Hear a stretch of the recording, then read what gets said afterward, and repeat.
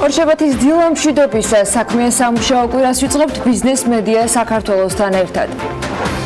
თუ ანაგლიის პორტი ახლა არ განვახორციელეთ, გადაიდება, ან საერთოდ არ განხორციელდება. ასეთია მამუკა ხაზარაძის შეფასება შექმნილ ვითარებასთან დაკავშირებით. მან საკმაოდ ვრცლად ისაუბრა BMG-სთან ინტერვიუში ბევრ თემაზე და მათ ნაწილს საქმიან დილაში შემოგთავაზებთ. პასუხები Forbes-ის კვირაში მაიაც ქიტიშვილისგანაც მოვისმინეთ. ვიცე-პრემიერი უარყოფს იმ ინფორმაციას, თითქოს 8 პუნქტიანი მოთხოვნებიდან, რომელიც ბანკებს სახელმწიფოს მიმართ აქვთ, 7-ზე თუნდაც ვერბალური თანხმობა არსებობდეს. მამუკა ხაზარაძემ მაიაც ქიტიშვილი ანაკლიაშიც დაპატიჟა. ვიცე-პრემიერი ამ იპატიჟებას არ იღებს, საქმიან ნაწილში პორტის მშენებლობის მხარდაჭერის გაგრძელებას აპირებს და ამბობს, რომ პრობლემა საკითხის მიმართ ბევრია და კერძო ბიზნესი, ვინც არ უნდა იყოს, ის სახელმწიფოს და კანონის წინაშე თანაბარი უნდა იყოს. ვიდრე ჩვენთან ისევე სამბავია, გავიგეთ, რომ პირველი სასტუმრო კოსმოსში 2022 წლიდან ამოქმედდება. ყველაზე იაფი ბილეთის ფასი კი $9.5 მილიონი იქნება ერთ პერსონაზე. თუმცა კომპანია Orion Spencer-ში ამბობენ, რომ პროექტს ახორციელებენ, ფასი დამოუკიდებელი არ იქნება. პირველი 7 თვის ბილეთები, როგორც აღმოჩნდა, უკვე დაჯავშნილია. საპარტნიორო ფონდსა და ჩინეთის განვითარების ბანკს შორის ხელშეკრულება გაფორმებულია. Air Group-სა და Chang'an შორის მემორანდუმი გაფორმდა, საქართველოში ელექტრომობილების წარმოება უნდა დაიწყოს. აუდიტის სამსახურის ინფორმაციით კი შემოწმებული 226 ობიექტიდან სახანძრო უსაფრთხოების მოთხოვნებს სრულყოფილად მხოლოდ 1 აკმაყოფილებდა. ბათუმის შემოვლითი გზის მშენებლობა მიმდინარეობს. პროექტის ფარგლებში ორზოლიანი ასფალტბეტონის გზა, 19 სახიდე გადასასვლელი, 4 სატრანსპორტო კვანძი, 5 გვირაბი და 57 წყალგამტარი მილი უნდა აშენდეს. ხელედულა ჰეს სასაუბროდ კი ნათია თურნავა ლენტეხში ჩავიდა, მაგრამ განხილვა გადაიდო. სურსათის სააგენტოს ინფორმაციით, დასავლეთ საქართველოში ფუტკრის დაცემა აზიური ფაროსანას საწინააღმდეგოდ ჩატარებული წამლობის შედეგად არ მომხდარა.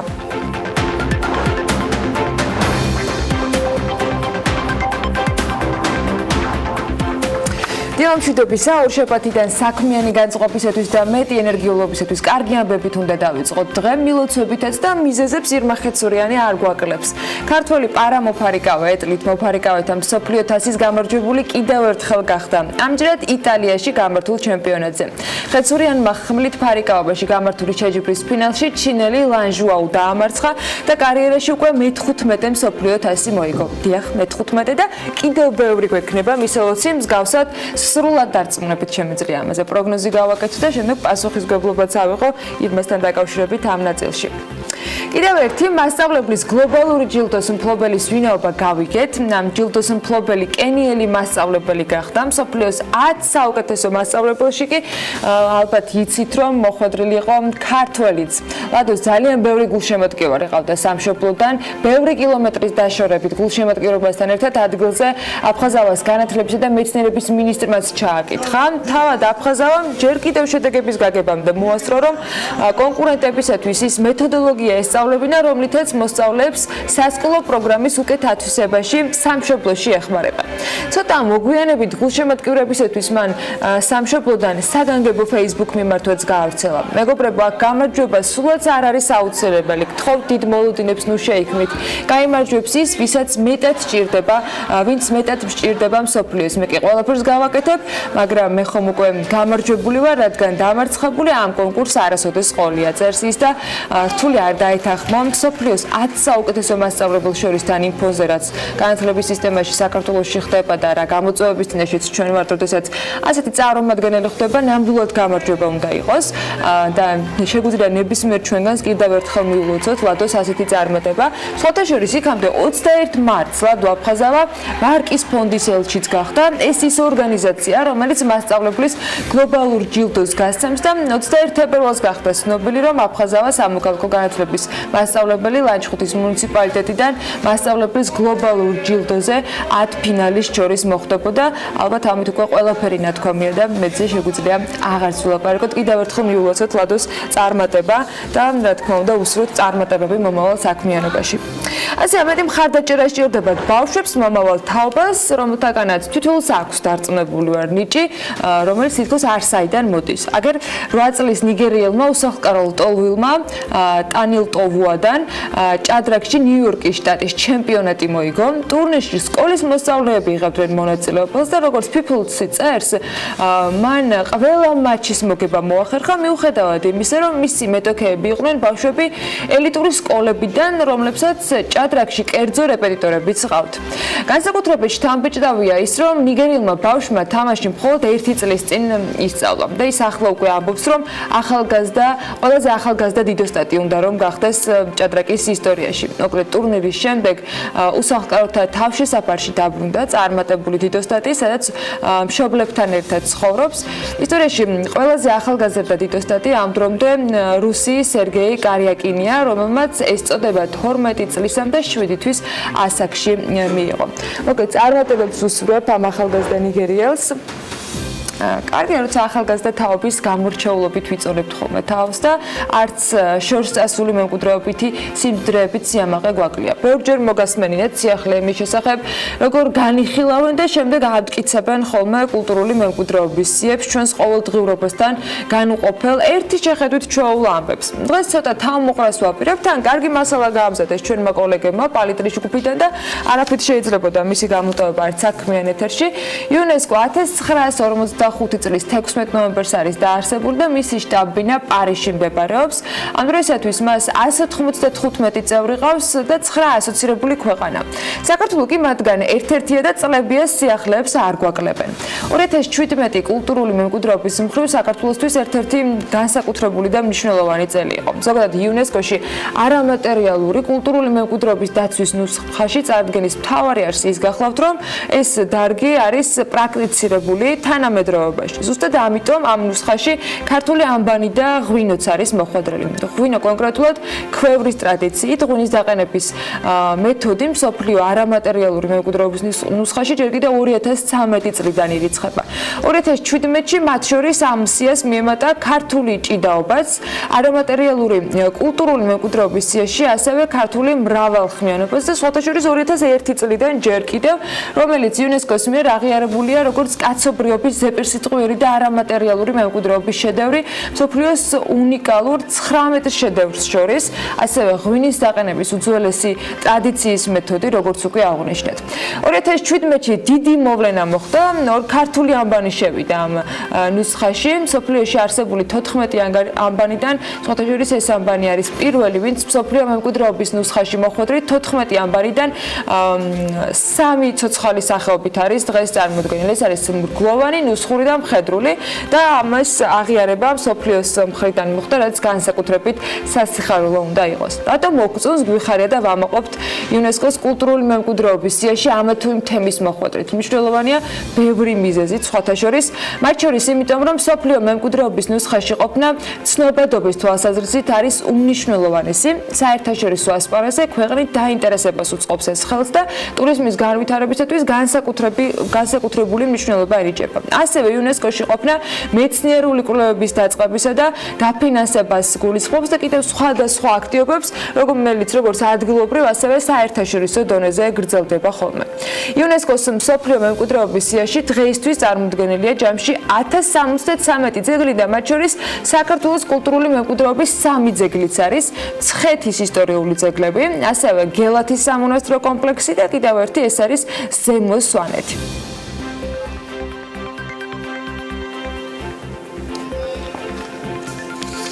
კარგით, ახლა უკვე დრო არის, რომ ბიზნეს სიახლეებს ჩავხედოთ და რამდენიმე წუთში თათია ჩაფიჩაძე შემოგვიერთდება. სოფელ მატანში თანამედროვე ფერმის ასაშენებლად 1.700.000 ლარი დაიხარჯა.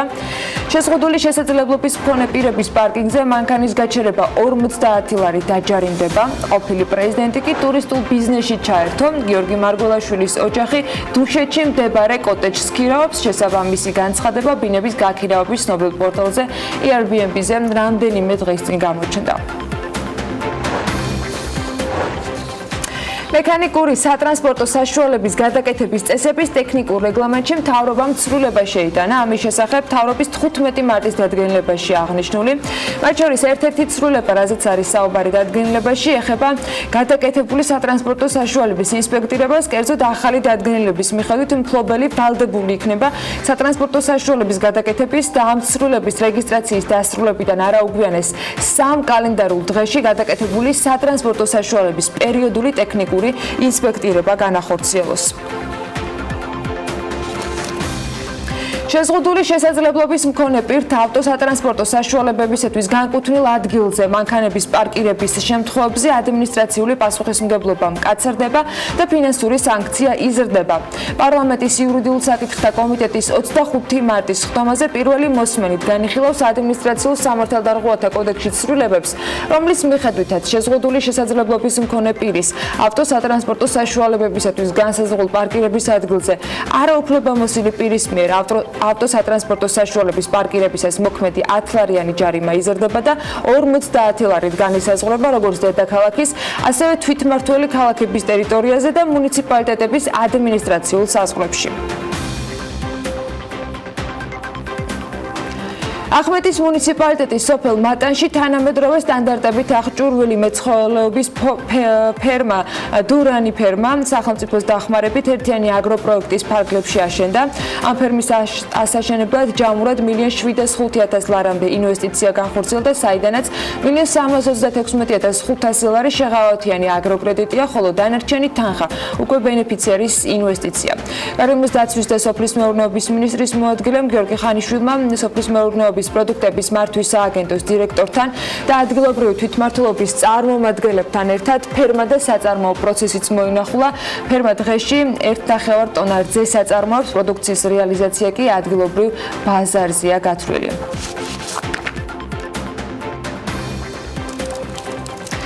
ჩენდგუში ღვინის და საკვების საერთაშორისო გამოფენაზე The 100 China Food and Drinks Fair-ზე ღვინის წარმოებელი 27 კომპანია იღებდა მონაწილეობას. გამოფენა 1955 წლიდან ტარდება. ქართული კომპანიები უკვე მეხუთე წელია მასში მონაწილეობას იღებენ და გასული წლების მსგავსად წელსაც კონკრეტული შედეგების მომტანი იყო ეს გამოფენა.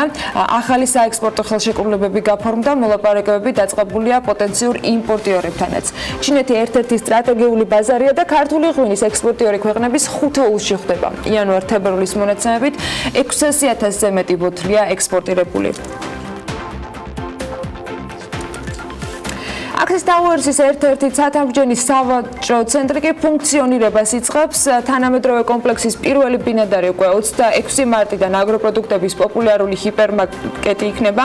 ჰიპერმარკეტი კომპლექსის კომერციული სივრციდან 2460 კვადრატულ მეტრს დაიკავებს. Towers-ი 5 დეველოპერულ მიმართულებას გააერთიანებს. ეს არის 5 ვარსკვლავიანი სასტუმრო, პულმანი, ბიზნეს ცენტრი, გასართობი, საცხოვრებელი და კომერციული სივრცეები.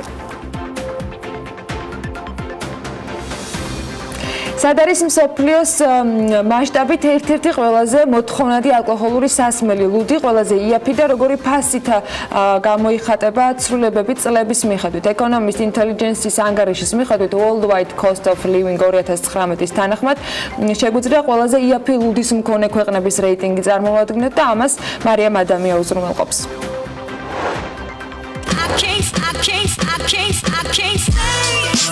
Economist Intelligence-ის ექსპერტებმა 2019 წლის ანგარიში გამოაქვეყნეს, სადაც მსოფლიოს სხვადასხვა ქალაქში ცხოვრების ღირებულებაა დათვლილი. მათ შორის დაანგარიშებულია ერთ-ერთი ყველასათვის საყვარელი სასმელის ლუდის ღირებულებაც. სად ღირს ლუდი ყველაზე იაფი რეიტინგს ვენესუელა და ქალაქი კარაკასი ხსნის. როიტერის ინფორმაციით მძიმე ეკონომიკურ კრიზისამდე 2019 წელს კარაკასი დასვენებისათვის შესანიშნავი ადგილი იყო, თუმცა მას შემდეგ მდგომარეობა მკვეთრად შეიცვალა. შეიცვალა ლუდის ღირებულებაც, რომელიც 10 წლის წინ $1 და 82 ცენტი ღირდა, წელს კი ფასი $1 და 52 ცენტამდე დავიდა. რეიტინგში მეორე ადგილი სირიის დედაქალაქმა დამასკომ დაიკავა, სადაც ალკოჰოლური სასმელების გაყიდვა ლეგალური მხოლოდ 2016 წელს გახდა. აღნიშნულ ქალაქში ლუდის ფასები კი ასე გამოიყურება. მიმდინარე წელს ღირებულება სასმელზე 87 ცენტია, გასულ წელს ის 88 ცენტი შეადგენდა, 5 წლის წინ კი ფასი $1 და 60 ცენტი იყო. სამეულში მოხვდა ტაშკენტიც, ქალაქი, რომელსაც საკუთარი ირლანდიური ჰაბი აქვს და რამდენიმე ბრენდს ყიდის, რომლებიც ადგილობრივ ლუდსახარში იხარშება. მისი ფასი გასულ წლებთან შედარებით აქაც შემცირებულია და მიმდინარე წელს $2.03 ღირს.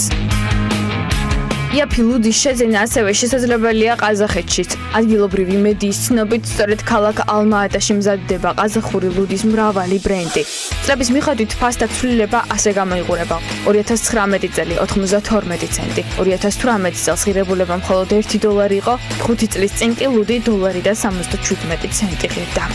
რეიტინგში ორი ინდური ქალაქიც მოხვდა, ესენია ბანგლაური, სადაც 2017 წელს ხელისუფლებამ ალკოჰოლური სასმელების გაყიდვასთან დაკავშირებით კაცრი ზომები მიიღო. 2019 წელს ამ ქალაქში ლუდის ფასი საშუალოდ $4.15 გახდა. მეორე ინდური ქალაქი კი ჩენაია. აქ ბევრი ადგილია, სადაც ლუდის ყიდვა შესაძლებელი და თანაც იაფად. 2019 წელს ამ ქალაქში ლუდი საშუალოდ $2.05 ღირს, ხოლო წინა წელს ეს ფასი $2.11 ღირდა. ლუდით ცნობილია ასევე ნიგერიის ქალაქი ლაგოსი. ბოლო 2 წლის განმავლობაში აქ ლუდის რამდენიმე ფესტივალი ჩატარდა. წელს აღნიშნულ ქალაქში ლუდს 53 ცენტად შეიძენ. რაც შეეხება წინა წლებს, შაშან მისი ფასი 50 ცენტი იყო, 5 წლის წინ კი 94 ცენტი. და ბოლოს რეიტინგში მოხვდა არგენტინის ქალაქი ბუენოს-აირესიც. აქ 2017 წლიდან გახდა ლუდი მეტად პოპულარული, რაც განაპირობა იმან, რომ ქალაქში ბევრი ბარი და ლუდის დასალევი ადგილები გაიხსნა. კვლევის მიხედვით, ბუენოს-აირესში ლუდის ფასი საშუალოდ 89 ცენტია. 2018 წელს მისი ფასი $1.45 იყო, 5 წლის წინ კი $1.30. კომპანია A Group-ისა და კომპანია Chenggen's შორის გაფორმებული მემორანდუმის საფუძველზე ქართული ბრენდით ელექტრომობილი პირველად შეიქმნება. 157 წლიანი ინდუსტრიული ისტორიით კომპანია Chenggen ჩინეთის ავტოინდუსტრიის ერთ-ერთი ლიდერი კომპანია და მემორანდუმის თანახმად, რომელიც გაფორმდა, შეიქმნება მანქანების ქართული ბრენდი, რომელიც ელექტრომობილებით მოამარაგებს არა მხოლოდ ქართულ ბაზარს, არამედ კავკასიის რეგიონს, ცენტრალურ აზიას და ევროპას. ქართული ბრენდის ქვეშ ასევე დაგეგმილია EADOS სერიის მანქანების გამოშვება და ახლო მომავალში მათ შორის BNF 360 და CS55-ების მოდელები. ქართული მანქანების პირველი წარმოება კი, როგორც ამბობენ, 2019 წლის ბოლოს იგეგმება. ისპეისი 22 მარტიდან ელექტრომობილებისათვის ეგრეთ წოდებული ქალაქის დამტენების ავტორიზაციის რეჟიმში გადაყვანას იწყებს, რისთვისაც მობილური აპლიკაცია გახდება საჭირო. კომპანიის ინფორმაციით, დამტენების სარგებლობა კვლავ უფასო რჩება, სწრაფი დამტენებისაგან განსხვავებით, თუმცა აუცილებელი იქნება აპლიკაციის მეშვეობით მათი ჩართვა ელექტრომობილების დასამუხტად. კომპანია მომხმარებელს სწრაფი დამტენით ბატარეის 80%-მდე დამუხტვის შემდგომ უკვე მანქანის დამუხტვას ეგრეთ წოდებული ქალაქის დამტენი გაგრძელებას ურჩევენ, რომლებიც ყველა სწრაფი დამტენის გვერდით არის განთავსებული და რომლის სარგებლობაც ასევე უფასო იქნება. სახელმწიფო ქონების ეროვნული სააგენტო დადიანის ქუჩაზე ქონებას ყიდის აუქციონზე 1418 კვადრატული მეტრის არასასოფლო-სამეურნეო დანიშნულების მიწის ნაკვეთი და მასზე განთავსებული ერთი შენობაა გამოტანილი. მყიდველმა ადგილობრივი განვითარებისათვის $1 მილიონი ინვესტიცია უნდა განახორციელოს, ასევე საქსტაც უნდა გადაუხადოს $28,282 და 18 თვეში სტატისტიკის ეროვნულ სამსახურთან შეთანხმებით სახელმწიფოსათვის უსასყიდლოდ ხანძარ-საწინააღმდეგო წყალმომარაგების დარგიც უნდა მოაწყოს. ქონების საწყისი გასაყიდი ფასი $2 მილიონ აჭარბებს, ბიჭი კი $5,000-იანია. კაური კოეფიციენტის ყიდვის გაუქმების პარალელურად თბილისის მერია განაშენიანების გეგმით შეზღუდულ ადგილებში მაღალსართულიანი სახლების განვითარების შესაძლებლობას ტოვებს. თბილისის მერის ინფორმაციით მიღებულია გადაწყვეტილება, რომელიც ავარიული სახლების და დაუსრულებელი მშენებლობის ჩანაცვლების შემთხვევაში შენობების სიმაღლის მატებას ითვალისწინებს. მივიღეთ პოლიტიკური გადაწყვეტილება, რომ ავარიული სახლების, მათ შორის ავარიული ხრუშოვკების, ასევე დაუმთავრებელი შენობა-ნაგებობების შემთხვევაში მივცემთ მშენებლებს შესაძლებლობას, რომ დაშალონ ეს შენობა-ნაგებობები, წავიდნენ სიმაღლეში და მაქსიმალურად ჩანაცვლდეს ასეთი სახლები, ამბობს თბილისის მერი. დედაქალაქში ამ დროისათვის 170-ზე მეტი დაუსრულებელი სამშენებლო ობიექტია, რაც თბილისისათვის სერიოზულ პრობლემას ქმნის. კრედო ბანკის საბჭოს წევრების რაოდენობა ზრდის. ბანკის ინფორმაციით მიმდინარეობს საბჭოს მე-6 და მე-2 დამოუკიდებელ წევრზე პოსპიელოვსკიზე თანხმობის რეგისტრაციის პროცედურა. აქციონერებმა ის უკვე აერჩიეს, ამ დროისათვის კი საბჭოში სულ 5 წევრია, მათ შორის 1 დამოუკიდებელი. ბანკებს დამოუკიდებელი წევრების ყოლას ზედამხედველი ურჩევს. ყოფილ მიკროსაფინანსო ორგანიზაციას წამყვანი ბანკების ათეულში უკავია პოზიცია 125.4 მილიონის საზედამხედველო კაპიტალით. VTB ჯორჯია სამართალყურეო საბჭოს კი ახალი თავმჯდომარე ჰყავს ოლეგ სმირნოვი, სპერბანკის გამოცდილი კადრი საბჭოში წლის დასაწყისიდან არის, აცხადებენ ბანკში. მშობელ ბანკში სმირნოვი 25 დეკემბრიდან არის, საცალო მიმართულებას და ციფრული ტექნოლოგიების დანერგვას კურირებს. ის ბანკი ფიზიკური პირების ბაზარზე გააქტიურებას აანონსებს.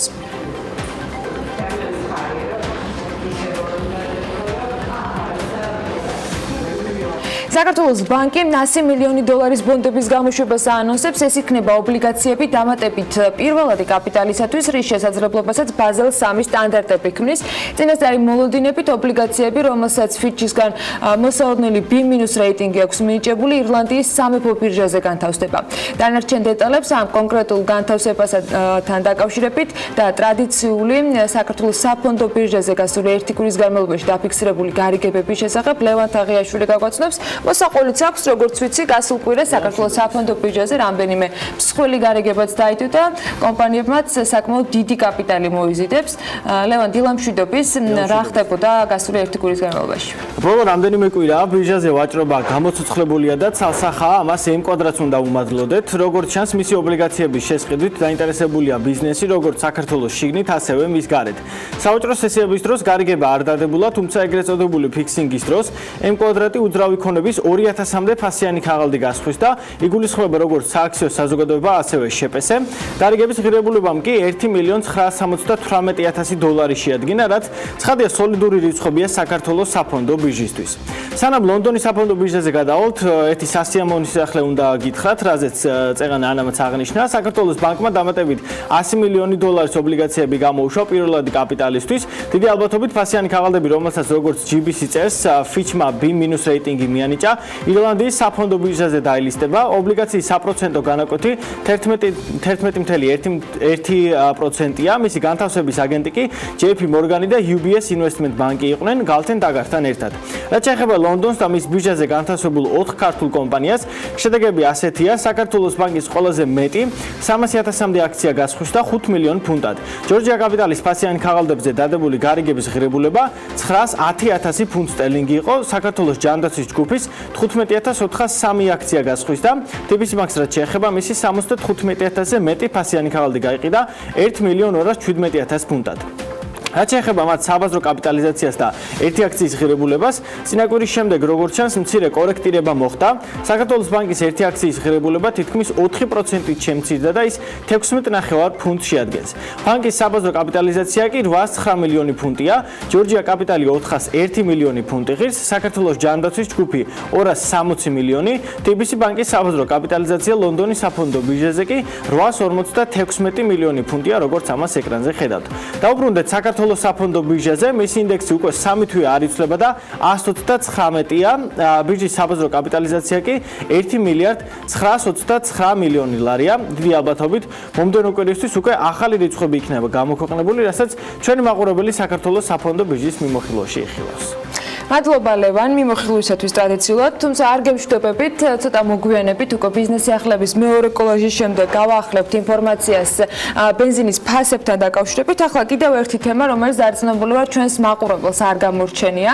TBC ჯგუფის დანაკლისის განვითარების კონსორციუმის ერთ-ერთი დამფუძნებელი მამუკა ხაზარაძე Forbes-ის კვირაში ძალიან საინტერესო ექსკლუზიური ინტერვიუთ იყო წარმოდგენილი, რომელიც გიორგი ისაკაძემ ჩაწერა ანაკლისის სპორტის და TBC ჯგუფის გარშემო მიმდინარე პროცესებზე საკმაოდ ვრცელი მთელი ინტერვიუ შედგა და მის სრულ ვერსიას დღის განმავლობაში Forbes-ის YouTube გვერდზე აუცილებლად იხილავთ. თითქმის 1 საათიანი ინტერვიუ იყო, ნაწილი ვნახეთ კიდეც, თუმცა მცირე ნაწილს ახლა საქმიანი დილის ეთერში ჩვენს მაყურებელსაც შევთავაზებთ. ინტერვიუს კიდევ ერთხელ თათია ჩაფიჩაძე მოусმინა და მთავარ დეტალებს გაგვიზიარებს. თათია, დილა მშვიდობისა, მოგესალმები და გისმენთ. დილა მშვიდობისა, ძალიან საინტერესო იყო მამუკა ხაზარაძესთან ჩაწერილი ინტერვიუ, თუმცა რამდენიმე მნიშვნელოვან დეტალს გამოვყავ. ხაზარაძე ფიქრობს, რომ თუ მანეკლიის სპორტის მშენებლობაზე ახალი ტენდერი გამოცხადდება, ან მისი მშენებლობისთვის 600 მილიონს თავად სახელმწიფო ჩადებს, ქვეყანა პროექტს დაკარგავს და ის უბრალოდ აღარ განხორციელდება. ხაზარაძემ განმარტა, რომ ამ შემთხვევაში დანაკარგები, რომელსაც სახელმწიფო მიიღებს, გაცილებით დიდი იქნება, ვიდრე ის ზარალი, რომელიც შეიძლება თავად TBC ჯგუფს მიადგეს.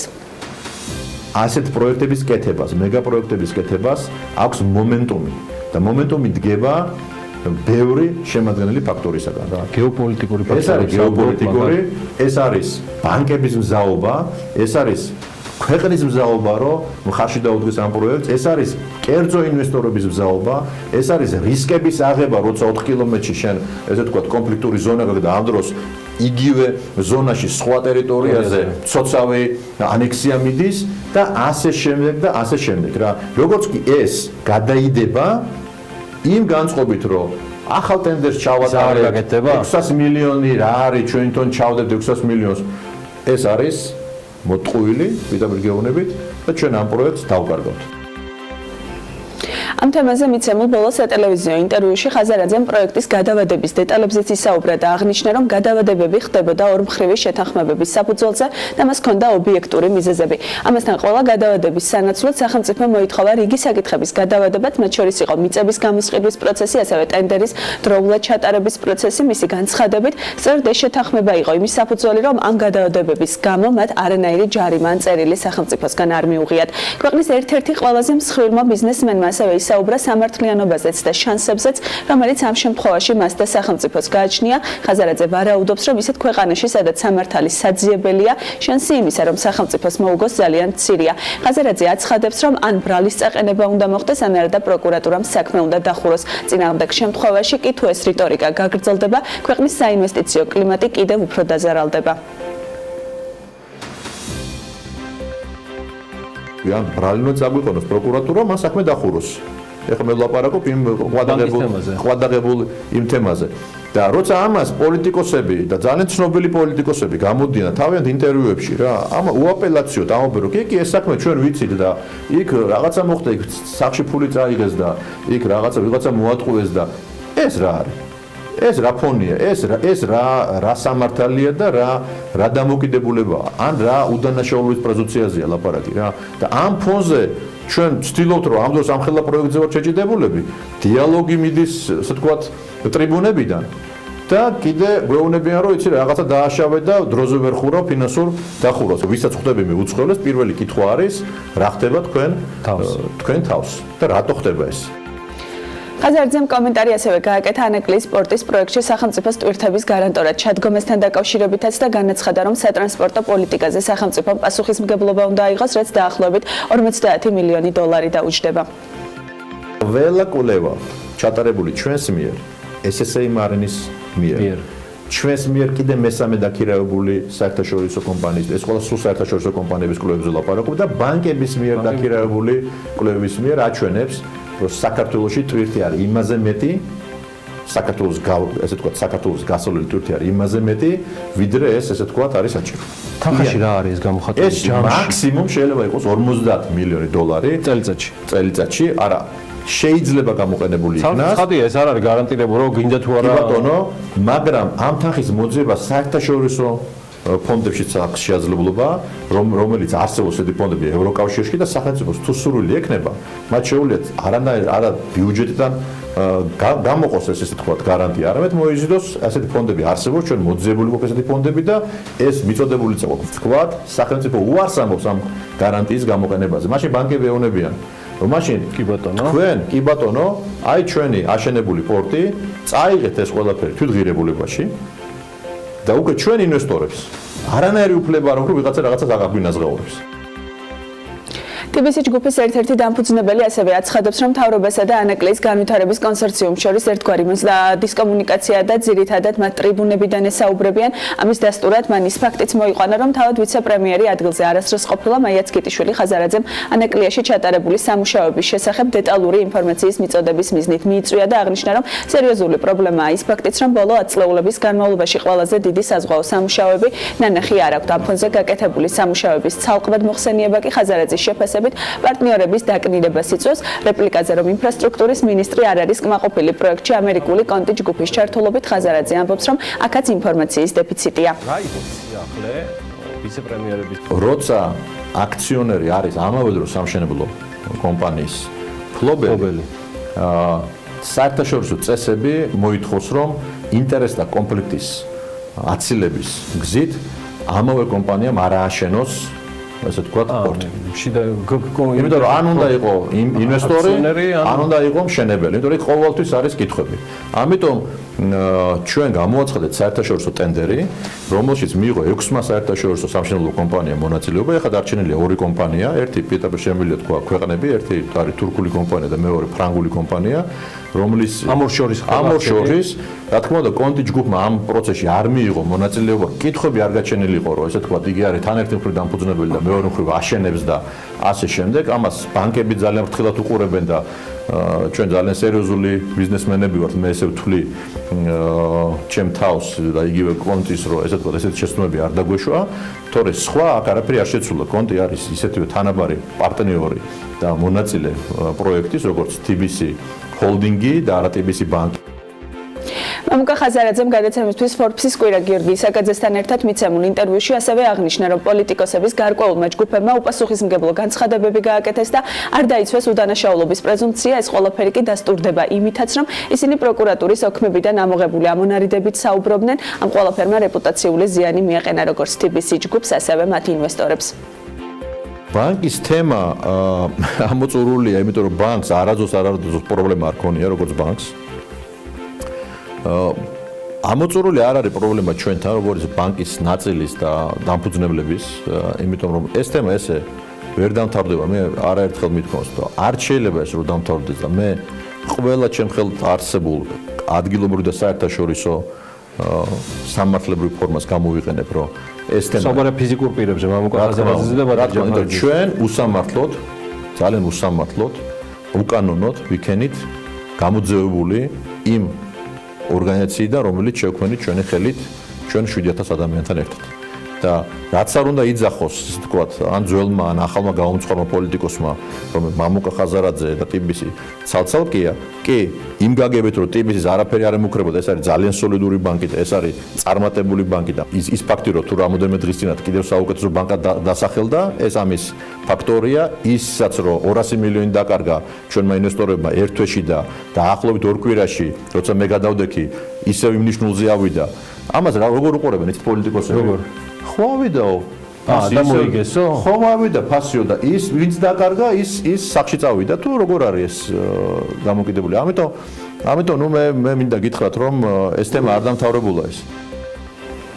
კიდევ ერთხელ შევახსენებ ჩვენს მაყურებელს, რომ ეს იყო მამუკა ხაზარაძის ბოლო ინტერვიუს ფრაგმენტები, განცხადებები მან Forbes-ის კვირა გიორგი ისაკაძესთან ერთად მიცემულ ინტერვიუში გააკეთა. და ამავე ეთერში ჩვენ ძალიან საინტერესო პასუხები მოვისმინეთ რეგიონული განვითარების და ინფრასტრუქტურის მინისტრისგან, მათ შორის პასუხი შეთავაზებაზე, რომელიც მამუკა ხაზარაძემ სწორედ BMG-ს დახმარებით მაია ცკიტიშვილს გაუგზავნა. ვიცე-პრემიერის პასუხებს კომენტარებს წაიკითხავთ როგორც BMG-ს ვებგვერდზე, ასევე გექნება შესაძლებლობა დღის განმავლობაში კონკრეტულად ეს მონაკვეთი ჩვენს Facebook გვერდზე ატვირთული. სრულად მოისმინოთ, როგორც მაია ცკიტიშვილი ამბობს, მას არ აქვს კომუნიკაციის პრობლემა და ნებისმიერ შემთხვევაში საქმიანად გააგრძელებს ანაკლიის პროექტის განვითარებასთან დაკავშირებით მუშაობას. მან ასევე აღნიშნა გუშინ გადაცემის ეთერში, რომ 7 პუნქტთან დაკავშირებით შეთანხმება, რომელზეც მამუკა ხაზარაძე საუბრობდა, რეალურად არ დამდგარა და ყველა პუნქტი გასავლელი არის, მათ შორის იმ 8 პუნქტიანი გეგმიდან ეს პუნქტები არ არის მხოლოდ 7 კონკრეტული წინადადება და ის უკავშირდება საკმაოდ მოცულობით სამუშაოს. აპრილის პირველ კვირაში მოხდება იწება საინვესტიციო ბანკების წარმომადგენლებთან შეხვედრა სახელმწიფოს მხრიდან და სწორედ ამ შეხვედრაზე გაირკვევა შეჯერდება თუ არა პოზიციები, რაც შეეხება შეთავაზებას. ამასთან დაკავშირებით მაია წკიტიშვილი ამბობს, რომ ანაკლის ბულვარში სეირნობას არ აპირებს, თუმცა ის საქმიან თანამშრომლობას გააგრძელებს კონსორციუმის წარმომადგენლებთან, ისე როგორც ეს აქამდე იყო და არც ამ დრომდე ყოფილა რაიმე სახის კომუნიკაცია პრობლემა. Როგორი ამინდი იქნება ანაკლიაში, მათ შორის გავიგებთ სულ რამდენიმე წამში და ამინდის პროგნოზს გაგაცნობთ. ამინდის პროგნოზის სპონსორია სადაზღვევო კომპანია უნისონი. თავისუფალი დაზღვევა თქვენი სიმშვიდისათვის.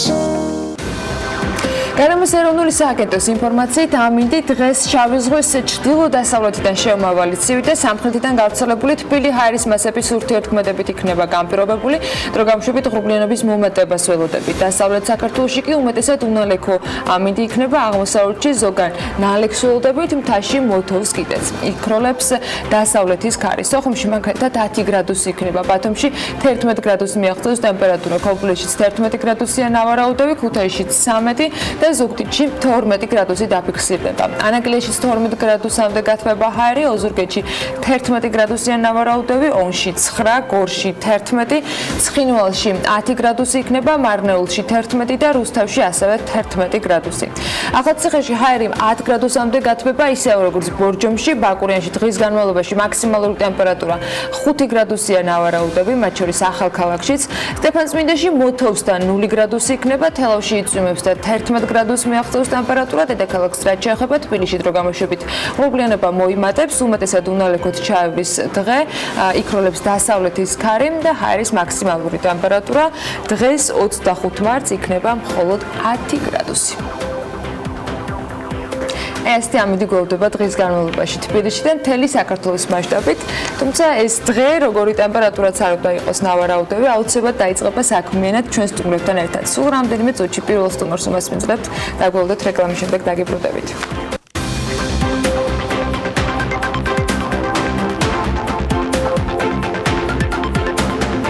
დიდი ამბები დაატრიალეს ჩვენებურებმა მთელი მსოფლიოს მასშტაბით. ამჯერზე მეღვინე ქალების წარმატებულ ამერიკულ ვიზიტზე უნდა მოგიყვეთ. რამდენიმე დღის წინ ნიუ-იორკში, ლოს-ანჯელესსა და სან-ფრანცისკოში ქართველი ქალი მეღვინეების ღვინის დეგუსტაცია გაიმართა. ვინ იყვნენ მონაწილეები? ახლა ვეკითხოთ.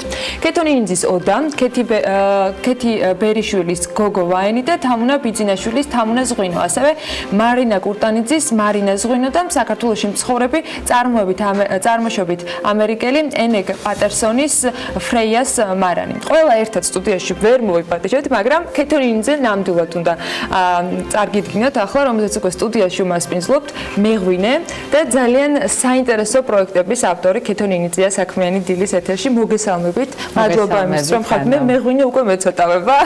ოდადან გამომდინარე, იმიტომ რომ ბევრ ტურისტულ მიმართულებას აერთიანებთ და ძალიან საინტერესო ამბებია ხოლმე თქვენსკენ, მაგრამ მოდი ჯერ ამერიკაზე ვისაუბროთ.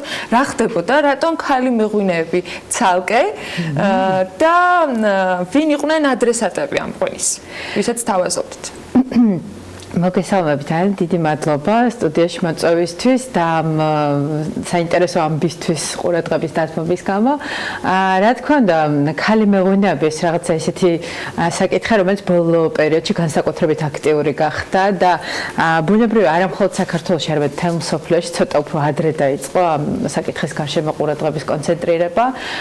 ჩვენ აი ბოლო სადღაც 2015 წლიდან საქართველოში ძალიან ბევრი ესე ნელ-ნელა ეტაპობრივად დაიწყო ოჯახურ მეღვინეობებში ქალების როლის წამოწევა, როგორც ჩემი მეგობარი მარინა კურტანიძე ამბობს ხოლმე, ჩრდილიდან გამოვიდნენ ქალები, იმიტომ რომ ისედაც აქტიურად იყვნენ ჩართულები ოჯახურ მეღვინეობაში, თუმცა მათი სახელი ასე ვთქვათ არასდროს არ ჩანდა და ტრადიცია იყო, რომ ღვინო კაცის საქმე. კი, ღვინო, იცით რა არის, აი ძირითადად მაინც უფრო ძალასთან იყო გაიგივებული, ფიზიკურ ძალას გულისხმობ და ამიტომ უფრო მამაკაცის საქმე დაღიქმებოდა მთელ მსოფლიოში, თუმცა პრინციპში ეს პარადიგმა უკვე მსოფლიოში შეიცვალა, ძალიან ბევრი ქალი არის, რომელიც მამისგან მემკვიდრეობით ფლობს, აი საფრანგეთში შატოებს ძალიან ბევრს და საქართველოშიც ეს რაღაცა პატარა ესეთი მცირედი მაგალითები წამოვიდა და უკვე ძალიან ბევრი გოგოა დაინტერესებული და ბევრი სხვა პუბლიკაცია გამოდის, ესე ვთქვათ, ეთმობა ამ საკითხს და მოკლედ ძალიან ესე ინტერესი გაღვივდა გოგოებს შორის და რა თქმა უნდა ჩვენს იმპორტერს, რომელიც ამ ამერიკაში კრის ტერილს, რომელიც ამ ასე ვთქვათ ვიზიტის სულის ჩამდგმელი და ორგანიზატორი და მხარდამჭერი იყო ყველანაირად.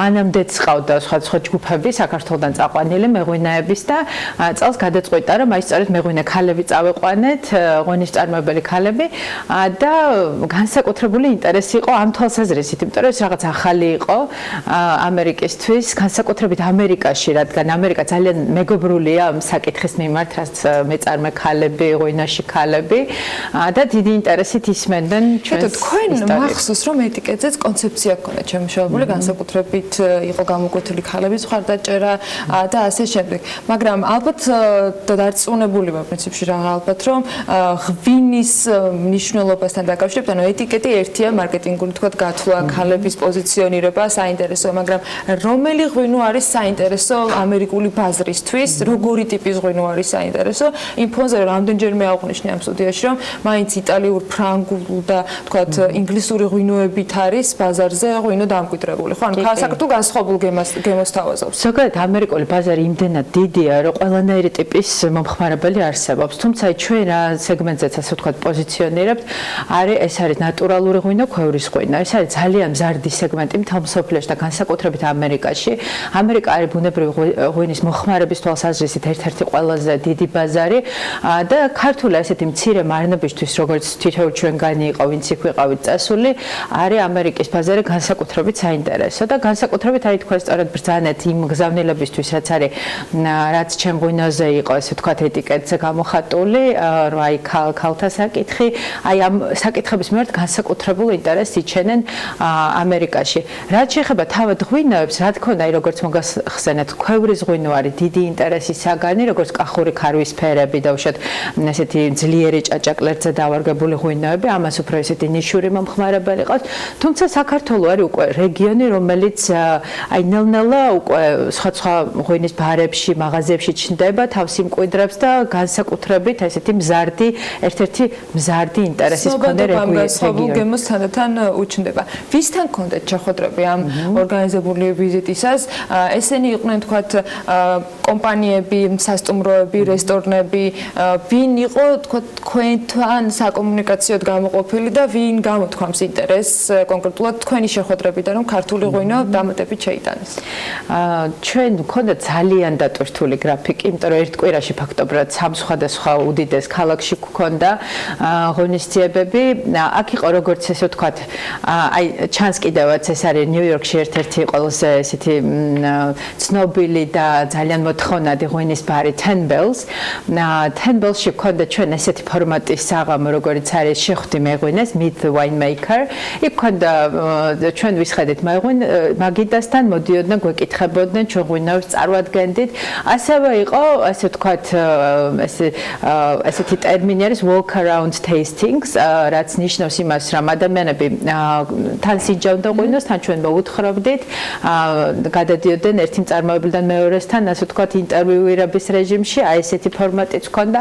ასევე გქონდა ძალიან დატვირთული დეგუსტაციები მაღაზიებსა და ბარებში, სადაც ჩვენ თვითონ მიგქონდა ღვინოები და წარმოადგენდით აი მაღაზიის მფლობელს თუ მთავარ სომელიეს თუ ღვინის კონცეფციის ავტორს და მოკლედ აი სხვადასხვა ფორმატის ძალიან ბევრი შემოთავაზებები უკვე, რომელზეც შეგვიძლია ვთქვათ, რომ 2019 წლის მოსავალზე გათვლა გაკეთდება? კი, აი დაახლოებით ამ ერთი კვირიდან სადღაც უკვე მეოთხე დღეს უკვე ჩვენი ღვინოები აღარ იყო, გაიყიდა და ჩვენმა იმპორტერმაც აღნიშნა, რომ აი ეს ამ ტიპის პირად შეხვედრებს აქვს ძალიან დიდი ეფექტი, რადგან ნატურალურ ღვინოში, ზოგადად ღვინოშიც და განსაკუთრებით ნატურალურ ღვინოში პერსონალურ ფაქტორს, შეხვედრას, საუბარს, ამბავს ძალიან დიდი მნიშვნელობა აქვს. ამიტომ ცხადია ძალიან დიდი ეფექტი ქონდა, როდესაც თვითონ ღვინის წარმომებლები მოუთხრობდით ჩვენი ღვინოების, ჩვენი რეგიონების, რეგიონული ჯიშების და იმ ისტორიების შესახებ, როგორც ვცდილობთ აღვადგინოთ ძველი ჯიშები, რომლებიც მივიწყებას მიეცა საბჭოთა პერიოდში და რა თქმა უნდა ძალიან შთამაგონებელი იყო ეს მათთვის. სად ელოდებით ახალ ბაზრებზე გამოჩენას? რა თქმა უნდა ამერიკაზე ალბათ ნელ-ნელა კიდევ ვაფართოვებთ რაოდენობრივად. ჩვენ თვითონაც წარმადობას ვაფართოვებთ, იმიტომ რომ ჩვენ ყველანი ვართ ძალიან პატარა მარანი, მოთხოვნა ძალიან იზრდება და თუ გავითვალისწინებთ პერიოდს, როცა სტარტი აიღო თვითონმა თქვენგან, მე მგონი მასთან შედარებით მე პირადად 7 ჯერ გავზარდე წარმოება და 2015 წელს ძალიან მცირე რაოდენობით დავიწყე.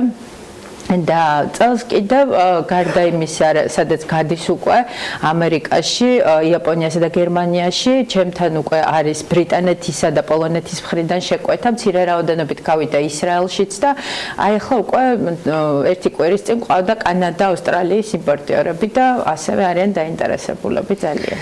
წარმატებას გისურვებთ, მაგრამ ეს ყველაფერი არის, რომელიც რაც ოდას უკავშირდება. მე კიდევ ერთი ამბავი მაქვს და ესეც არ მინდა რომ გამომჩეს უფრო სწორად. ამდენი ხანია ვინახავ, ვიდრე ქეთონინიძე თავის ფეხით მოვიდოდა სტუდიაში. უცხოურმა პორტალმა Testmade Travel-მა Facebook-ის გვერდზე გამოაქვეყნა ვიდეო, სადაც სხვადასხვა ქვეყანაში ნაციონალური კერძების მომზადება გადაღებული, მათ შორის ელარჯის, რომელიც საქართველოში მარტვილში, სწორედ ქეთოს ოდაშია გადაღებული. ვიდეოს ნახვისას ხმის მიცემაც შესაძლებელია. ამ დროისთვის ყველაზე მეტი ხმა სწორედ ელარჯს აქვს. ვიდეოს პარალელურად კი ნახავთ დანარჩენ დეტალებს. ახლა ქეთი მოგვიყვება, როგორ შეიძლება რომ ხმა მივცეთ ამ არაჩვეულებრივ შესაძლებლობას გამოყენება შევძლოთ და რა თქმა უნდა ელარჯი მას შეინარჩუნოს პირველი ადგილი მსოფლიოს მასშტაბით. ეს არ არის ელარჯი, თუმცა ნახავთ ასევე რა ხდება ოდაშიც. კეთო, საიდან მოხდა საერთოდ ეს ვიდეო? ამ ვიდეოში ელარჯი და მე როგორც მახსოვს, სულ სხვა მიზნით იყო გადაღებული თავის დროზე ის ნაწილი, რომელიც ვიდეოში ხდება. ეს გადაღება შარშან მოეწყო 2018 წელს USAID-ის ზრდა Activity in Georgia-ს პროგრამის ფარგლებში. ზრდა ძალიან ბევრს აკეთებს, რომ სამეგრელოს ტურისტული პოტენციალი, ენოგასტროტურიზმი, სათავგადასავლო სოფლის ტურიზმის, ესე ვთქვათ, პოტენციალი წამოწიოს და შესთავაზოს ტუროპერატორებს.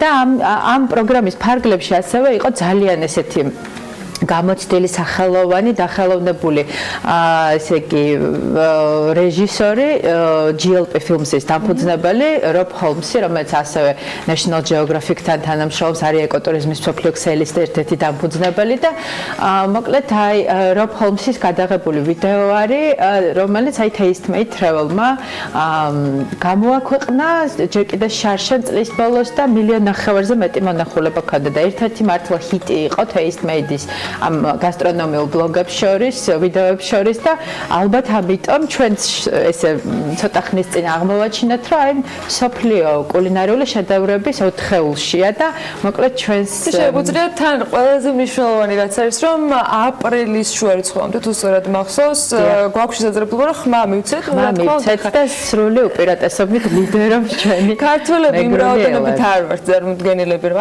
აი გამოჩნდა ელარჯიც, რომ თქვა სრულ მობილიზაციის შემთხვევაში ეს მხარდაჭერა იყოს ამ მხარდაჭერით შეძლოთ პირველ ადგილზე მისი შენარჩუნება, მაგრამ თავისთავად მნიშვნელოვანია ისიც, რომ მთელი მსოფლიო იგებს ელარჯის შესახებ, საქართველოს შესახებ, როცა ასეთი პოპულარული საიტის მხრიდან ხდება წარმოდგენა გემრიელესი კერძის. ეს არის ფაქტობრივად პირდაპირ ისახება ტურისტულ გაყიდვებზე სამეგრელოში შემილია გითხრა და სწორედ ამას ემსახურებოდა ამ ვიდეოს გადაღებაც. და სანამ დილიდან ახლა შემოსევა დაიწყება რას გვიჟრებით.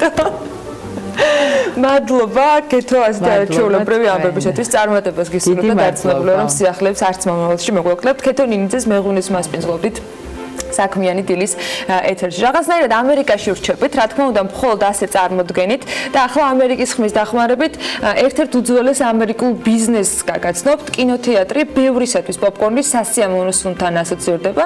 ასე ხდება შტატებშიც. ამერიკელები კი მსოფლიოში ყველაზე მეტ პოპკორნს აწარმოებენ და მოიხმარებენ. ამასთან ყველაზე ბევრი პოპკორნი შტატ ნებრასკაში იქმნება. ამისთვის აქ ყველა კლიმატური და ინფრასტრუქტურული პირობაა შექმნილი. ამერიკის ხმის გადამღები ჯგუფი სწორედ ნებრასკაში პოპკორნის წარმოებელ ერთ-ერთ ყველაზე ცნობილ კომპანიას ეწვია და მოდით ვნახოთ Prepared პოპკორნის ქარხანაზე მომზადებული რეპორტაჟი. სემ კრუგი თავის ოჯახში უკვე მეორე თაობის წარმომადგენელია, რომელიც ნებრასკაში პოპკორნის მწარმოებელი ცნობილი კომპანიის ქარხანაში მუშაობს. ახალ-ახალი პოპკორნი აქ ყოველ 15 წუთში ერთხელ მზადდება და მისი ხარისხი მოწმდება.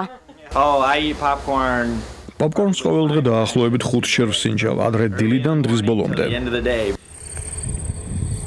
პროცესი შესაბამისი ტიპის სიმინდის მოყვანით იწყება, რა გასაკვირია და მას პოპკორნი ჰქვია. სიმინდსა და პოპკორნს შორის განსხვავება ისაა, რომ პოპკორნი შიგნით ფხვნილივითაა, მაგრამ გარშემო ძალიან მტკიცე გარსი აქვს. შიგთავსი გაცხელებისას მარცვალში სითხეს ერევა და შიგნიდან იხარშება. შემდეგ იმდენად ცხელდება, რომ გარსიც კი, რომელიც ძალიან მკვრივია, საბოლოოდ ფეთქდება. ნებრასკაში პოპკორნის მოსაყვანად საუკეთესო პირობებია, შესაბამისი კლიმატი და ბევრი სარწყავი წყალი. ფერმერების პოვნაც აქ რთული არ არის. ენდრიუ მაკარგი, რომელმაც ტრაქტორის დაარება 9 წლის ასაკში ისწავლა, ახლა პოპკორნის მოსავალს იღებს საკუთარ ფერმაში. შემდეგ ის ქარხანაში მიაქვს, სადაც მარცვლეულს წონიან, ფერისა და ზომის მიხედვით ახარისხებენ. ქარხნის თანამშრომლები კი თითოეულ მათგანს ამოწმებენ და სინჯავენ. We always pop at 480 degrees. პოპკორნს ყოველთვის 80 გრადუსზე ვამზადებთ და ყოველთვის ერთი და იმავე რაოდენობის ზეთს ვიყენებთ. წარმოების სტანდარტის თანახმად ეს ქოქოსის ზეთია. ეს კი უკვე ძალიან კარგი, დიდი მოცულობის პოპკორნია, პლატინის. ეს ისა, რასაც მთელ მსოფლიოში კინოთეატრებში შეხვდებით. ქარხანა სხვადასხვა ტიპის პოპკორნის მარცვლეულს ყიდის იმის მიხედვით, თუ როგორ აპირებს მყიდველი მის მომზადებას. აი ეს პეპელას გავს, ნახეთ თითქოს ფრთები აქვს, რომლებიც ასე გამოდის. ესა რაც დიდ მოცულობას აძლევს. ამას კი სოკოებს უწოდებენ. თუ კი კარამელის ან ტკბილი პოპკორნის მომზადება გსურთ, ეს უნდა გამოიყენოთ. კარამელით თუ მის გარეშე ამერიკელები იმაზე მეტ პოპკორნს მიირთმევენ, ვიდრე მსოფლიოს ნებისმიერ სხვა ნაწილში. ამერიკული პოპკორნის საბჭო ამბობს, რომ 2018 წელს ქვეყნის მოსახლეობამ 14 მილიონი ტონნა პოპკორნი გამოიყენა.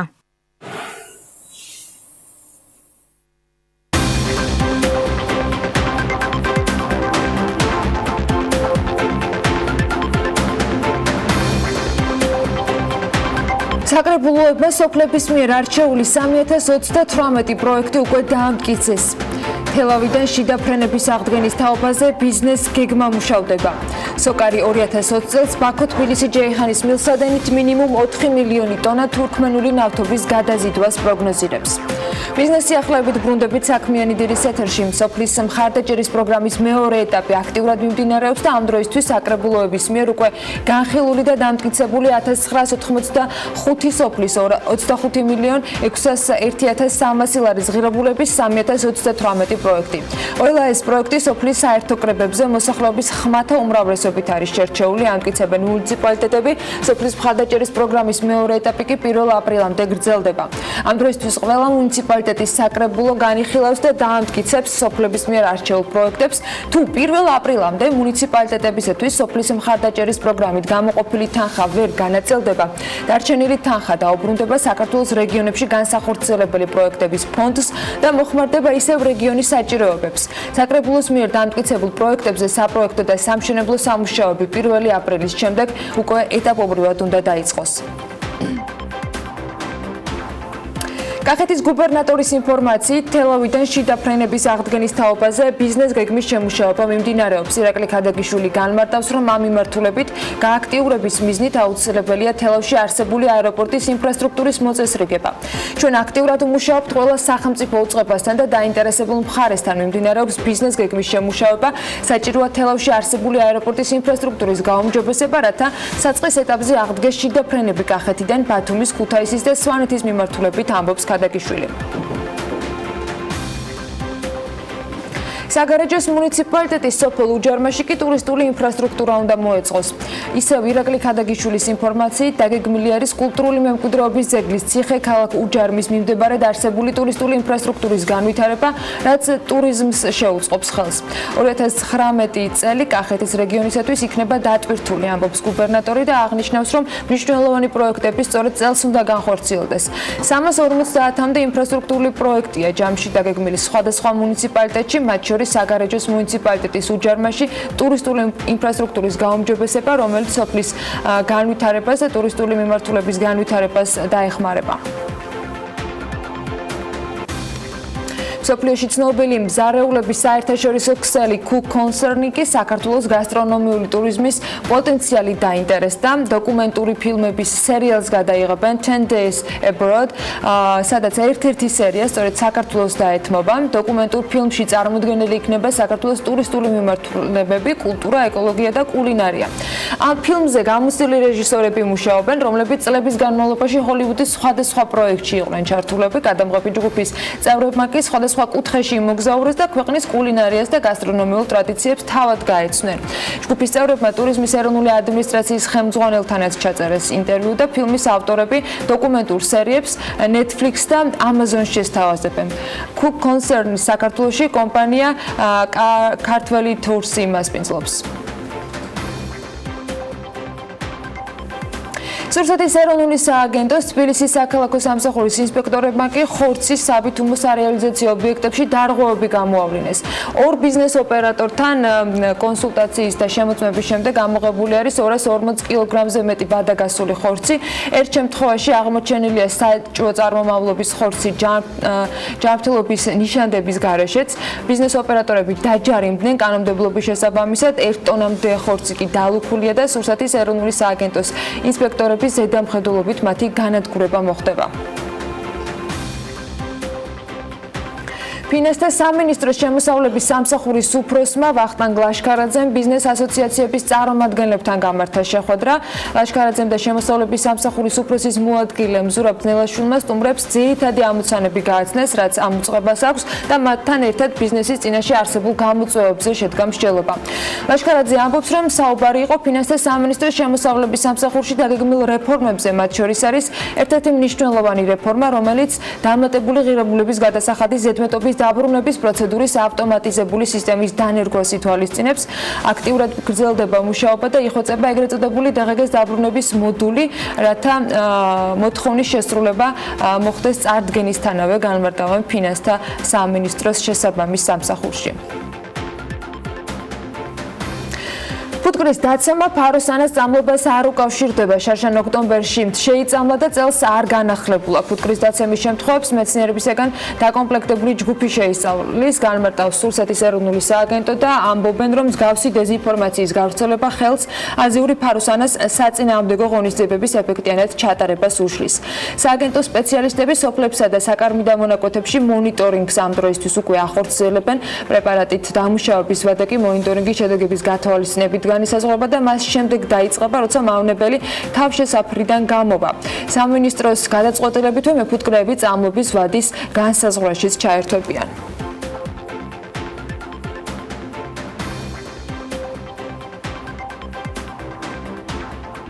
ხონდა ძალიან საინტერესო შეხვედრა პროფესიონალურ მეფუტკრეთა ასოციაციასთან.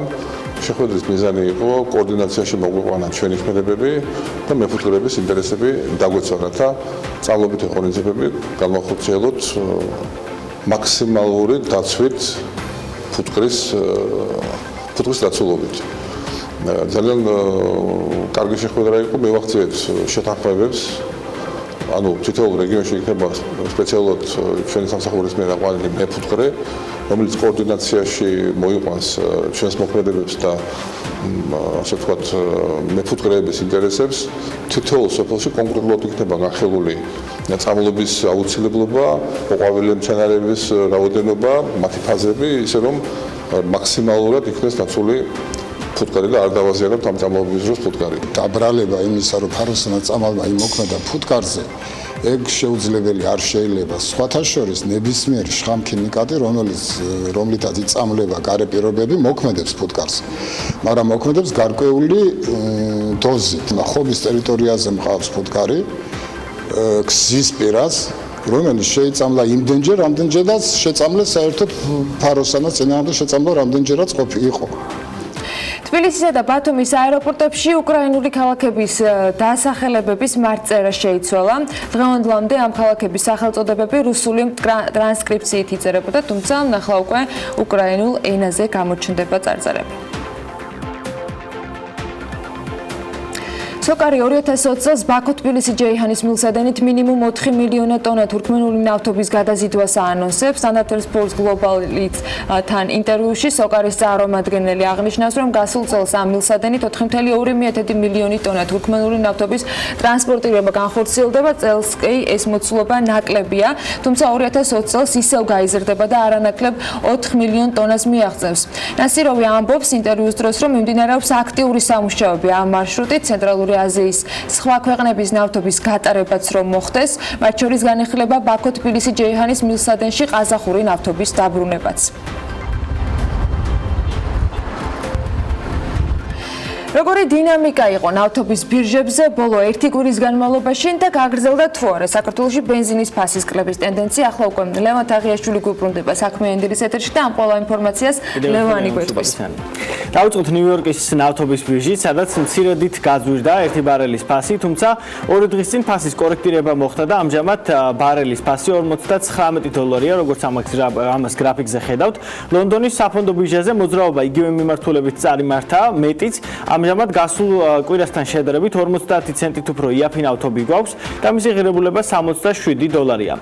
რაც შეეხება საერთაშორისო ბაზრებზე მომხდარ ცვლილებებს, რასაც ნავთობის ფასზე გავლენა ჰქონდა, ან მომავალში შესაძლოა ჰქონდეს, ოპეკის წევრმა ქვეყნებმა გააუქმეს აპრილის შეხვედრა, სადაც შეთანხმების გადახედვა უნდა მომხდარიყო, რომლის მიხედვითაც ნავთობის მოპოვება შემცირებულია, მომავალი შეკრება ივნისამდე არ შედგება, რაც იმას ნიშნავს, რომ მოახლოეს პერიოდში ნავთობის ფასი მინიმუმ არ შემცირდება და შესაძლოა გაიზარდოს კიდეც. რაც შეეხება საქართველოს, როგორც იცით, გასული 4 კვირის განმავლობაში ფასები მუდმივად მცირდებოდა, მაგრამ დღეს განსხვავებული სიტუაცია გვაქვს. არც ერთ ნავთობ კომპანიას ფასები არ შეუცვლია და 5-ვე მათგანზე გასული კვირის იდენტური მაჩვენებელია, საუბარია პრემიუმისა და რეგულარის ტიპის ბენზინზე. რეგულარის მინიმალური ღირებულება ტოპ 5 ნავთობ კომპანიაში $2.22, პრემიუმის კი $2.32. BMG კვლაველოდება კომპანიებისგან ინფორმაციას მათი ფასდაკლების ბარათების შესახებ, რისი გამოყენების შემთხვევაში გრაფიკზე მოცემული თანხები კიდევ უფრო იკლებს. მადლობა ლევან, მე მგონი რომ არ ძვირდება ეს აქტიურად უკვე უნდა გვიხაროდეს. დავავალოთ შემდეგი კვირის მონაცემებსაც. ახლა კი კიდევ ერთი თემა, სურსათის ეროვნული სააგენტოს თბილისის საქალაქო სამსახურის ინსპექტორებმა, როგორც გითხარით, ხორცის საბითუმო სარეალიზაციო ობიექტებში დარღვევები გამოავლინეს 1 ტონამდე ვადაგასულ და საეჭვო წარმომავლობის ხორცია საუბარი, რომლის გამოც 4 ბიზნეს ოპერატორი დაჯარიმდა. ამ თემაზე უკვე სტუმართან ერთად გავაგრძელებთ სტუდიაში საუბარს. გვერდება სურსათის ეროვნული სააგენტოს თბილისის საქალაქო სამსახურის ხელმძღვანელი ვასილ ბასილაძე და ჩვენთან ერთად იმყოფება თათია ჩაფიჩადეც. მასთან ერთად ვისაუბრებთ სტუმართან. მოგესალმებით. თათია, კიდევ ერთხელ მოგესალმებით ბატონო ვასილ. რომ დავიწყოთ პირველ რიგში რა ტიპის დარღვევები იქნა აღმოჩენილი და რომელ კომპანიებში ძალიან საინტერესოა შემოწმების შედეგები დეტალურად. დილამშვიდობის კიდევ ერთხელ დიდი მადლობა მოწვევისთვის. სურსათის ეროვნული სააგენტო აქტიურად ამოწმებს ამ მიმართულების ბიზნეს ოპერატორებს, რადგანაც მოგეხსენებათ, რომ ხორცი მიეკუთვნება მაღალი რისკის სურსათს. შესაბამისად, ჩვენს მიერ შემოწმდა ქალაქ თბილისში არსებული საბითუმო სარეალიზაციო ობიექტები. შევამოწმეთ 6 ბიზნეს ოპერატორი, აქედან 4 მათგანთან დაფიქსირდა შეუსაბამობა, რის გამოც 2 მათგან შეუჩერდა საქმიანობა და დაჯარიმდნენ 1000 ლარით, ხოლო დანარჩენ 2-ში გამოვლინდა დიდი რაოდენობით ვადაგასული და საეჭვო წარმომავლობის სურსათი.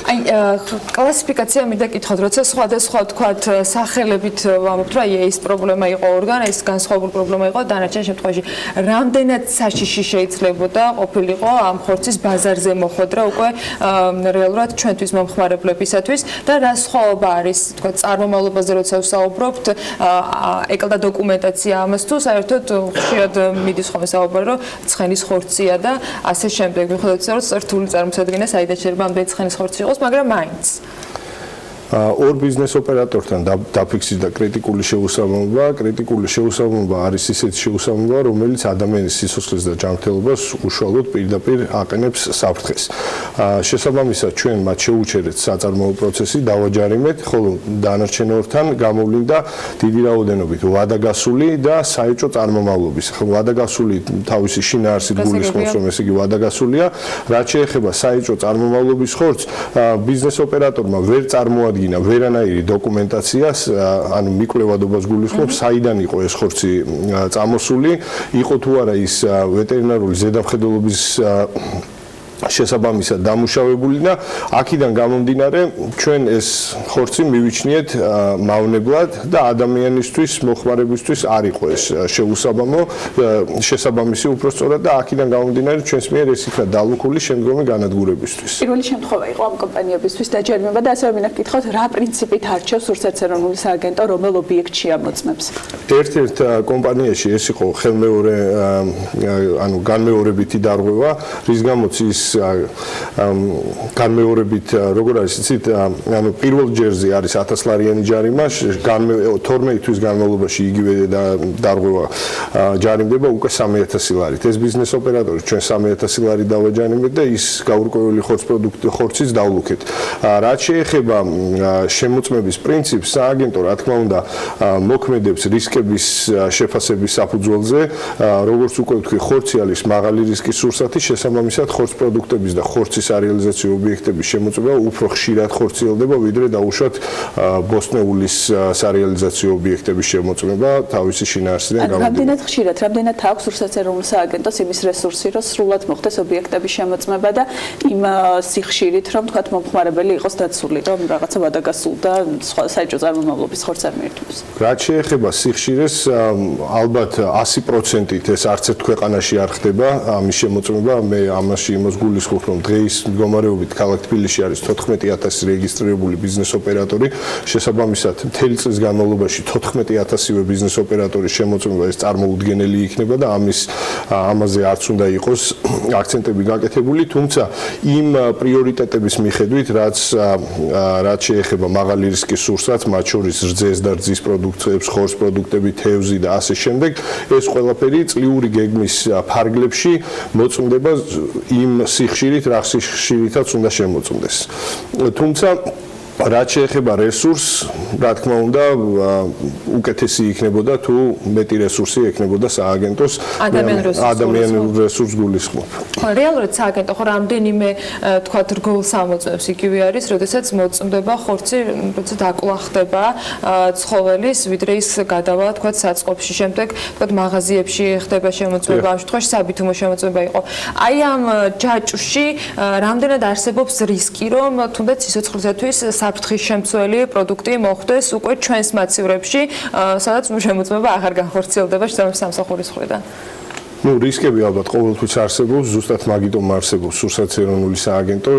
ჩვენ ყველა ღონეს ხმარობთ, რომ ეს რისკები იყოს მინიმალურ დონეზე დაყვანილი. რაც შეეხება ფერმიდან სუფრაზე შემოწმებას, ჩვენ რა თქმა უნდა ამ ყველა რგოლს ამოწმებთ. ხდება შემოწმება პირველადი წარმოების დონეზე, მაგალითად ფერმებში, შემდგომ ხდება შემოწმება სასაკლაოს დონეზე, რაც უკვე გადამამუშავებელია და ასევე ხდება შემოწმება სარეალიზაციო ქსელში. და მომხმარებლის მხრიდან უკეთესი იქნება ალბათ ცნობიერების ამაღლებაზე რო ვისაუბროთ, უნდა აუცილებლად უნდა მიაქციოს მომხმარებელმა ყურადღება ეტიკეტირებას, უნდა ვიცოდეთ კი რა თქმა უნდა საიდან მოდის ეს ხორცი, ანუ შეიძლება მომხმარებლისთვის არ იყოს ეს ყველაფერი ძალიან ისეთი ადვილად აღქმადი, თუმცა რაც შეეხება სარეალიზაციო ვადებს, ტემპერატურულ რეჟიმს, ელემენტარულ მიკვლევადობას რომ ვიცოდეთ ეს რომელი ბიზნეს ოპერატორიდან არის წამოსული, ეს უფრო იმ დაავადებით, რომელიც ბოლოს თქვენ აღწერეთ, ადგილობრივი წარმოების ხორცი, ანუ ადგილობრივი ფერმებიდან ამოღებული ხორცი იყო თუ თქვა პრობლემა გვაქვს იგივე იმპორტირებულ პროდუქტებთან? არა, ამ შემთხვევაში ჩვენ მქონდა ადგილობრივი ბაზარზე. დინამიკა როგორია ბატონო მასალ, თუ უმჯობესდება წლიდან წლამდე მდგომარეობა, ვთქვათ და სად არის ყველაზე მთავარი დარღვევა, რომელ რგოლში ასე ვთქვათ? წლიდან წლამდე რა თქმა უნდა უმჯობესდება, ჩვენ როდესაც შევდივართ სახელმწიფო კონტროლის ფარგლებში, მარტო საჯარიმო სანქციებს არ გულისხმობს შემოწმება, ჩვენ ასევე ვიძლევით რეკომენდაციებს ბიზნეს ოპერატორებისთვის, ვაძლევთ ასე ვთქვათ გაიდლაინებს, სადაც მითითებული არის ხშირად დასმულ შეკითხვებზე პასუხები, როგორ უნდა განავითაროს მან თავისი ბიზნესი სურსათის უნებლობის მიმართულებით გულისხმობ და შესაბამისად სურათიც უფრო გაუმჯობესებულია. თუმცა ეს აქვე უნდა აღინიშნოს, რომ გამოწვევები კვლავ რჩება, ამაზე ჩვენ აქტიურად მუშაობთ და სამომავლო გეგმებიც საკმაოდ ამბიციური გვაქვს, ასე რომ მე მგონი ხომარი გეგმება ჯარიმების ნაწილში გადახვედვა, ანუ ხომ არ ჩნდება ესეთი სურათი, რომ თქვა კონკრეტულ ბიზნეს ოპერატორებს უღირთ თქვა კონკრეტულად 1000 ლარის გადახდა და მე ამ საქმიანობის გაგრძელება რაღაც კონკრეტული ახალი სიახლეების დანერგვის გარშე, ეს უფრო მომგებიანი ხო არ არის მათთვის ასეთ შემთხვევები რამდენად ხშირია? არ მინდა მე ხო ვიფიქრო, რომ რომელიმე ბიზნეს ოპერატორი ამას მიმართულად აკეთებს, ჩვენ ყველაფერთან ერთად კეთილსინდისიერებაზე ვამახვილებთ ყურადღებას, თითოეული ჩვენი შეხვედრა ბიზნეს ოპერატორებთან, როგორც უკვე ვთქვი, სხვადასხვა მიმართულების რეკომენდაციებით განისაზღვრება, შესაბამისად მე იმედს ვიტოვებ, რომ თითოეული დარღვევა ეს არ იყო მიზანმიმართული და ამას ხო, ანუ საუბარი არ არის ამაზე, რომ მიზანმიმართული ნათლად უბრალოდ რამდენად ძვირიჯდება თქვა რაღაც შესაბამის გარემოში ხორცის მოთავსება ასე შემდეგ ხომ არ არის იმის რისკი რომ თქვა რაღაც შემთხვევაში თვალს ხუჭავს რაღაც კონკრეტული დარღვევების რაც შეეხება ჯარიმების და სანქციების გაზრდას, ჩემი ინფორმაციით აგრარულ საკითხთა კომიტეტში იყო ეს საკითხი დასმული, საკანონმდებლო ორგანო ამასთან დაკავშირებით რაღაც კონსულტაციებს გადის, მუშაობენ ამასთან დაკავშირებით, დაველოდოთ მათ გადაწყვეტილებას. ჩვენ სურსათის ეროვნული სააგენტო უფრო მეტად და აღმასრულებელი რგოლი ვართ, ამ შემთხვევაში ჩვენ ვექვემდებარებით კანონმდებლობას. კი ბატონო, მადლობა ძალიან დიდი სტუმრობისთვის. მადლობა ინფორმაციისათვის. ვასილ ბასილაძეს სურსათის ეროვნული სააგენტოს თბილისის საქალაქო სამსახურის უფროს მასპინძლობით საქმიანი დილის ეთერში. დავიდრე სარეკლამო პაუზაზე გავალთ, ახლა უნდა მოგიყვოთ ჰონკონგის მთავრობაზე, რომელიც მსოფლიოს უდიდესი ხელოვნური კუნძულის შექმნას აანონსებს. ამის შესახებ ინფორმაცია პირველად გარდიანმა დაწერა და როგორც გამოცემა აღნიშნა, სამუშაოები 2025 წელს უნდა დაიწყოს, 32 წლისათვის კი დასრულდეს. როცა კუნძულზე ცხოვრება შესაძლებელი გახდება. როგორი იქნება მსოფლიოს უდიდესი კუნძული? ამასთან დაკავშირებით ინფორმაცია ანუკა ჯოხაძე მოიწია.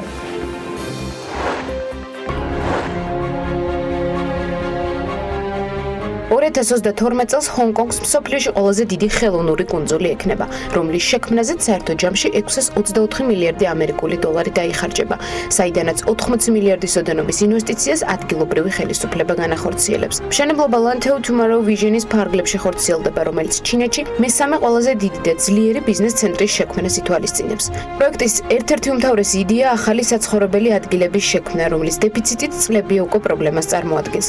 ახალ ხელოვნურ კუნძულზე 260,000 საცხოვრებელი აშენდება, რომლის 70% საზოგადოებრივ საცხოვრებლებს დაეთმობა. ამასთან კუნძულზე 200,000-მდე ახალი სამუშაო ადგილი შეიქმნება. პროექტის ავტორები ამბობენ, რომ კუნძულზე სატრანსპორტო ქსელის მოწყობისთვის დაახლოებით 35 მილიარდი ამერიკული დოლარი დაიხარჯება, თუმცა ისინი არც იმას გამორიცხავენ, რომ შესაძლოა ეს ხარჯები გაიზარდოს. ამის მიუხედავად აღნიშნული ინვესტიცია რეგიონის განვითარებისთვის უმნიშვნელოვანესია. პროექტს კრიტიკოსები უკვე გამოუჩნდნენ, რომლებიც დიდი საინვესტიციო ღირებულებიდან გამომდინარე ახალ ხელოვნურ კუნძულს მაღალ რისკიან პროექტად მიიჩნევენ. ჰონკონგის ინიციატივას გარემოს დამცველებიც ეწინააღმდეგებიან, რომლებიც ამბობენ, რომ მთავრობამ ამ პროექტის დაგეგმვისას გარემოზე ნაკლებად იფიქრა, რამაც შესაძლოა მომავალში გარკვეული პრობლემების შექმნას.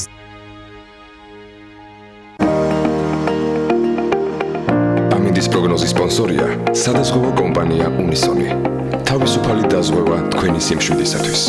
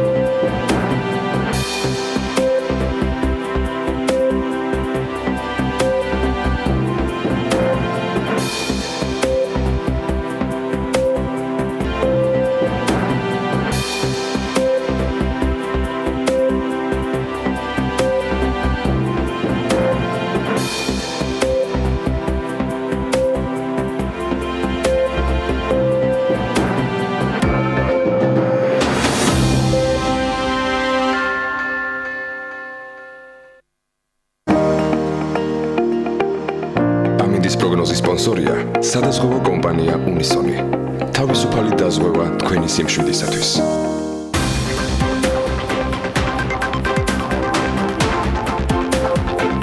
რამდენიმე დღის წინ ფოთში ახალი მეტეო რადიოლოკატორი ამოქმედა, რაც იმას ნიშნავს, რომ საქართველოში მსოფლიოს მასშტაბით ერთ-ერთი საუკეთესო წინასწარი მეტეო გაფრთხილების სისტემა იფუნქციონირებს. ეს შედეგია 2015 წელს დაწყებული პროექტის, რომლის ფარგლებშიც ქუთაისის და ბათუმის აეროპორტში ახალი მეტეო ოფისები აშენდა, სადაც ამინდზე დაკვირვების ავტომატური სისტემა განთავსდა და ყველა იმ თანამედროვე ტექნოლოგიებით აღიჭურვა, რომლებიც ამინდის, კლიმატის და ჰიდრომეტეოროლოგიური გაზომვის პროგნოზისა და ანალიზისთვის არის განკუთვნილი. უფრო მეტ დეტალს თუ თქვათ კარგად ვერ გადამოვეცი შინაარსი, რას ნიშნავს ახალი რადიოლოკატორის ამუშავება საქართველოსთვის, ჩვენი სტუმარი გვეტყვის ბადრი ჯიჯელავა, შეფასე საქაერო ნავიგაციას მეტეოროლოგიური სამსახურის უფროსი არის საქმიანი სტუდიაში. მოგესალმებით, მადლობა იმისთვის, რომ ხართ ჩვენთან ერთად. რას წარმოადგენს ეს რადიოლოკატორი, რა მნიშვნელობის აქვს და რატომ არის განსაკუთრებული და გამორჩეული რეგიონისათვის, როცა ვსაუბრობთ, რომ ის იქნება ფაქტობრივად უნიკალური ამდენი წლების განმავლობაში ამ შემთხვევაში. მოგესალმებით, პირველ რიგში მინდა მივესალმო საქმიანი დილას ყველა ტელემაყურებელს. მინდა ვისარგებლო შემთხვევით და კლიმატოლოგიაში, მეტეოროლოგიაში, ჰიდროლოგიაში დასაქმებულ ყველა თანამშრომელს მიულოცო მეტეოროლოგიის საერთაშორისო დღესასწაული. ეს არის 23 მარტი. მინდა აღვნიშნო, რომ მათაც დიდი მადლობა თქვენც ასევე გილოცავთ ყველას, იმიტომ რომ ბუნების მოვლენებით ყველა არის დაინტერესებული, მე თუმეტეს ამინდით. მინდა აღვნიშნო, რომ 1961 წლიდან 23 მარტი აღინიშნება როგორც მეტეოროლოგიის საერთაშორისო დღე და იგი დაფუძნდა და მას დაედო საფუძველი, რომ 1950 წელს 23 მარტს შევიდა ძალაში მსოფლიო მეტეოროლოგიური ორგანიზაციის კონვენცია, ანუ ჩამოყალიბდა მსოფლიო მეტეოროლოგიური ორგანიზაცია. რაც შეეხება წინასწარი გაფრთხილების მეტეოროლოგიურ სისტემას, მინდა აღვნიშნო, რომ ეკონომიკის სამინისტროსა და შეფასე საქაერო ნავიგაციის დირექტორატის ინიციირებით ჩამოყალიბდა და დამონტაჟდა წინასწარი გაფრთხილების მეტეოროლოგიური სისტემა. რაც მოიცავს ეს? პირველი, ესე იგი, ქუთაისში და ბათუმში დამონტაჟდა და მოდერნიზდა, აშენდა ახალი ტიპის საერადრომო მეტეო ოფისები, ეს არის შენობა ნაგებობები. მეორე ეტაპი ეს იყო, რომ აეროდრომები აღიჭურვა მეტეო სადგურებით, ისეთი თანამედროვე ტიპის მეტეო სადგურები, რომელსაც აქვს უნარი ავტომატურ რეჟიმში მოხდეს მეტეოროლოგიური ინფორმაციის შექმნა, მაგრამ მინდა აღვნიშნო, რომ ჩვენი ინტერესის სფერო არის ავიაცია და აქედან გამომდინარე შესაბამისად ეს მეტეო სადგურები არის სპეციფიკური თავისი ფუნქციებით. ანუ ამ შემთხვევაში ხდება გაზომა ხილვადობის, არა მარტო ხილვადობის, ქარის სიჩქარეების, წნევის, ტემპერატურის, ნამის წერტილის. რა რადიუსზე შეუძლია ამ ინფორმაციის? რა შეეხება მეტეორადიოლოგატორებს? დასავლეთ საქართველოში მდგარი სადგური რამდენად თქვა უზრუნველყოფს თბილისის ან აღმოსავლეთ საქართველოს სხვა. რა შეეხება მეტეორადიოლოგატორებს? 2015 წელს პირველად დამონტაჟდა გვიშიანის მთაზე, ეს არის 1100 ნიშნული მეტეორადიოლოგატორი. მისი დაფარვის დიაპაზონი არის 400 კილომეტრი, ეს არის X-ბენდის ტიპის მეტეორადიოლოგატორი, ანუ მისი სიხშირე არის 9.95 გიგაჰერცი. რაც ნიშნავს? ანუ რატომ არის განიშნული? ანუ ამ შემთხვევაში ტალღის სიგრძე არის 3 სანტიმეტრი და შესაბამისად როცა ხდება ღრუბლის წარმოქმნა, იმ მომენტშივე შეუძლია მეტეორადიოლოგატორს ამ ღრუბლის აღმოჩენა. და ვიცით, რომ ღრუბელში არის ესეთი საშიში მოვლენები, როგორიცაა ელჭექი, სეტყვა, დაუშვათ შემოყინვა და ასე შემდგომ, რაც ავიაციისათვის ძალზედ მნიშვნელოვანია. ჩვენ ხოლო 2019 წელს უკვე ფოთში მოხდა იგივე ტიპის მეტეორადიოლოგატორის მონტაჟი. მინდა აღვნიშნო, რომ ეს მეტეორადიოლოგატორი არის ამერიკული კომპანიისაგან შეძენილი, ეს არის ISIS კომპანია. მასში არის ინტეგრირებული აბსოლუტურად ყველა თანამედროვე მიღწევები, ეს არის დოპლერის ტიპის მეტეორადიოლოგატორი, ორმაგი პოლარიზაციის.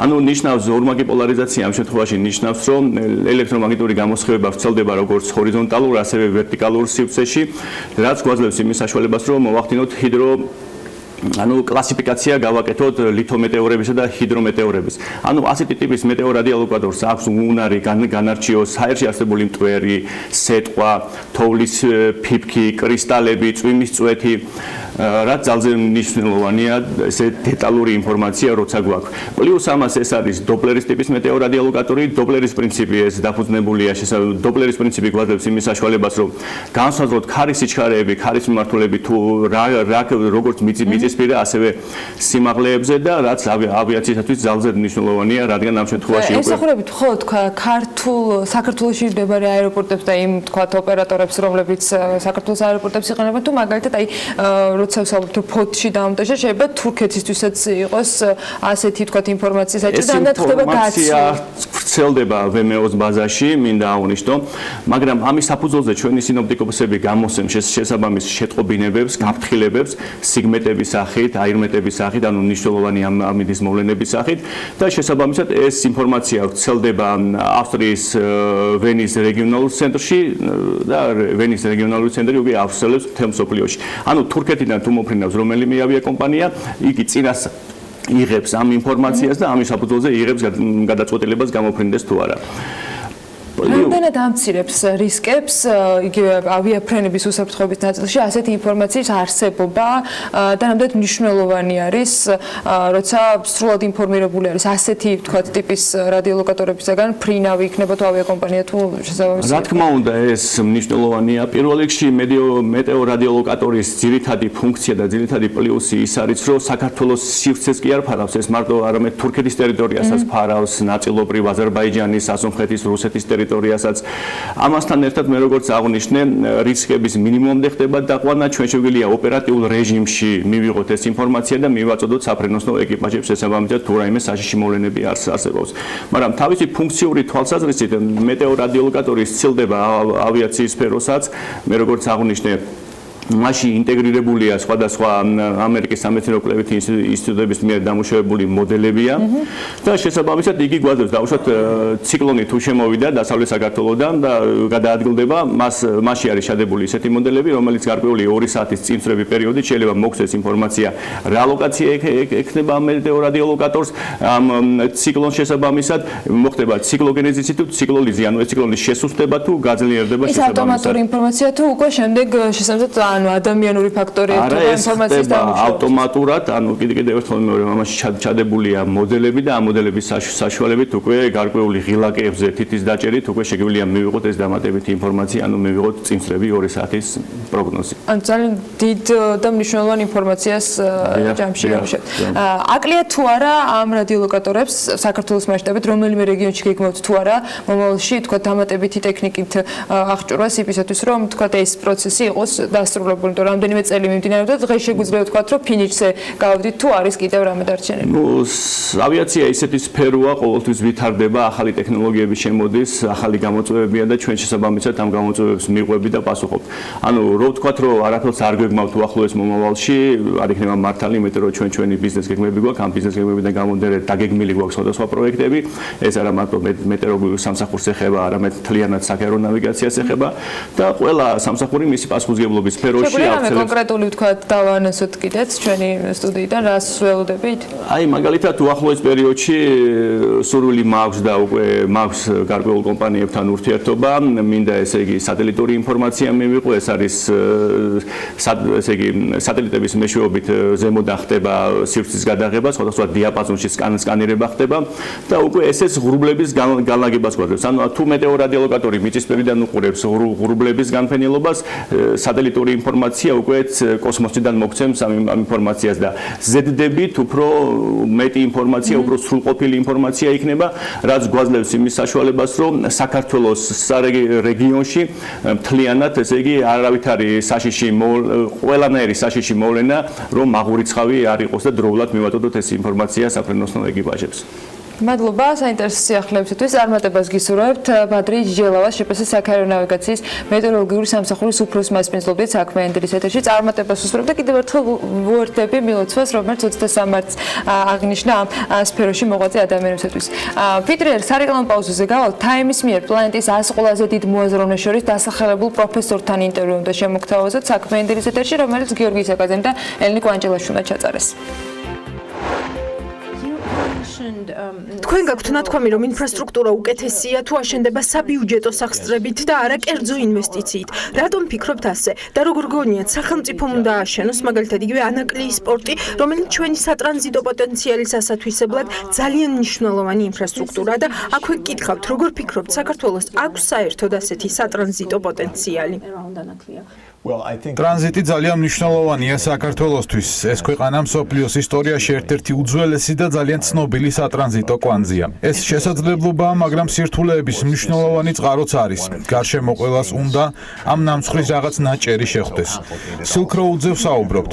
შემაკავშირებელ ხიდზე კასპიისა და შავ ზღვას შორის. შემაკავშირებელ ხიდზე ევროპასა და აზიას შორის. რაც შეეხება პორტებს და ამ ტიპის ინფრასტრუქტურას, როგორც წესი ისინი ადვილად ხდებიან ხოლმე ბუნებრივი მონოპოლისტები ბაზარზე. ამიტომ მიმაჩნია, რომ თუ კერძო საკუთრებაშია, მაშინ ძალიან მძიმედ უნდა იყოს რეგულირებული. თუ სახელმწიფო საკუთრება იქნება, მაშინ მასზე ის წესები გავრცელდება, რაც საზოგადოებრივი სიკეთის მართვაზე ვრცელდება ხოლმე. ზოგადად ყველაზე მთავარი თანაბარი წვდომა ამ სიკეთეზე. საქართველოს აქვს დიდი პოტენციალი გახდეს ჰაბი ამ მიმართულებით. ანუ თქვენ ამბობთ, რომ ღრმაწყლოვანი პორტი იქნება სტრატეგიულად მნიშვნელოვანი აქტივი საქართველოს შემდგომი განვითარებისთვის. დიახ, ყველა შემთხვევაში. შეგიძლიათ გითხრათ თუ არა რა არის მაინც თქვენი პრიორიტეტები და რჩევები, როდესაც ხელისუფლებას ესაუბრებით. ამ თქვენს კერძო ვიზიტზეც გაეცით თუ არა ისეთი რჩევები, რაც გითხარით ან შეიძლება მაინც გვაინტერესებს მეტი დეტალი.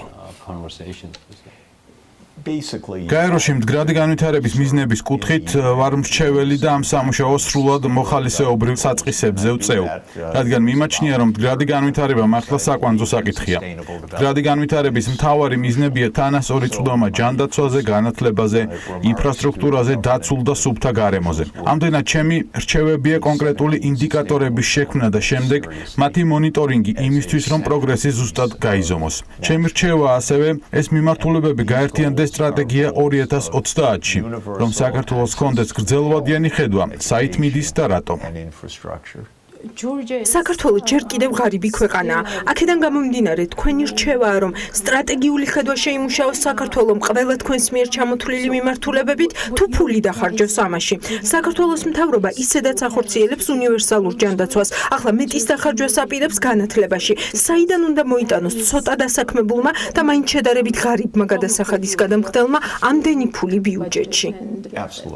მესმის, თუმცა საქართველოს ნამდვილად სჭირდება სტრატეგია. სტრატეგია ითვალისწინებს საბიუჯეტო ჩარჩოს მომზადებასაც, რაც იმას ნიშნავს, რომ ეს იქნება გეგმა მომდევნო 10 წლის განმავლობაში. რა შეიძლება დაჯდეს სტრატეგიის შესრულება და როგორ შეიძლება შეგროვდეს შემოსავალი ბიუჯეტში.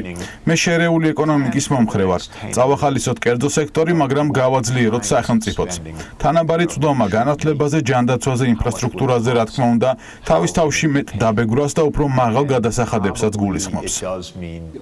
ბოლო პერიოდში საქართველოსთვის მომრავლდა ანგარიშები, სადაც ამ ქვეყანაში დემოკრატიის ხარისხს აკრიტიკებენ. ეუთოს კონკრეტული ანგარიში, მაგალითად, სადაც საუბარია წინა საარჩევნო 600,000 მოქალაქისთვის ვალების განულებაზე, რაც შეფასებულია როგორც ამომრჩევლის მოსყიდვა. რა გავლენა აქვთ ამ ტიპის ფაქტების, ასე ვთქვათ, კონსტატირებას თქვენი აზრით ეკონომიკურ განვითარებაზე? მესმის, რომ შეიძლება ეს უფრო პოლიტიკური კითხვაა. კორუფცია ზოგადად უარყოფითი გავლენა აქვს. პირველ რიგში, ასეთი გარემო ადამიანებს თავს ცუდად აგზნობინებს. მე ყოველწლიურად ვარ ჩართული ბედნიერების ინდექსის შედგენასა და რედაქტირებაში. ნაკლები კორუფცია, უფრო მაღალი ბედნიერების ხარისხი, ასეთია მიმართება. დღეს ამერიკაშიც მაღალი კორუფციაა და ჩვენ განვიცდით ამას. არ ვართ ბედნიერები. საქართველოს ჭირდება საუკეთესო მაგალითებზე სწორება, როგორიც არის მაგალითად ფინეთი, შვედეთი. ამ ქვეყნების პოზიციას თუ შევხედავთ ინდექსში, ნახავთ, რომ მათ აქვთ კორუფციის ძალიან დაბალი დონე, ძალიან კარგად ფუნქციონირებადი დემოკრატია. მოიწვიეთ ექსპერტები ამ ქვეყნებიდან.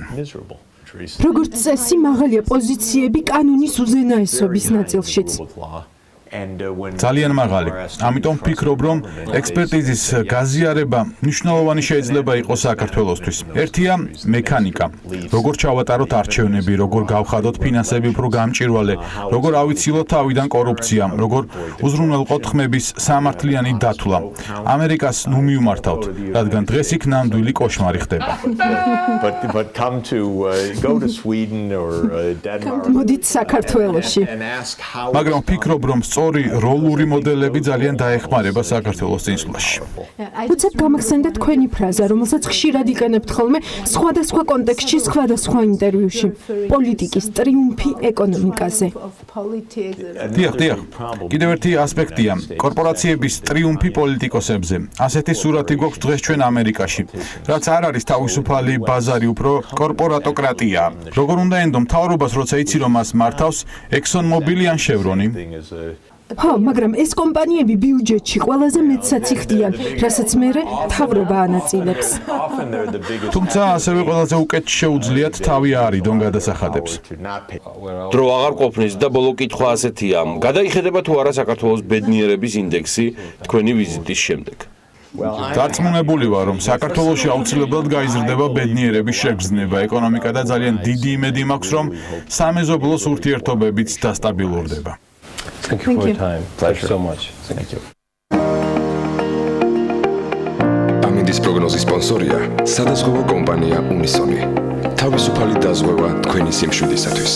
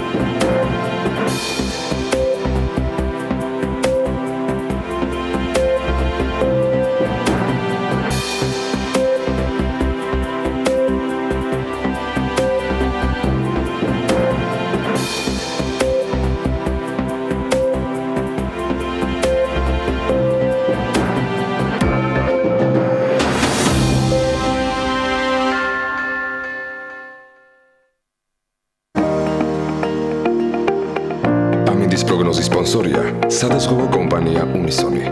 თავისუფალი დაზღვევა თქვენი სიმშვიდისათვის.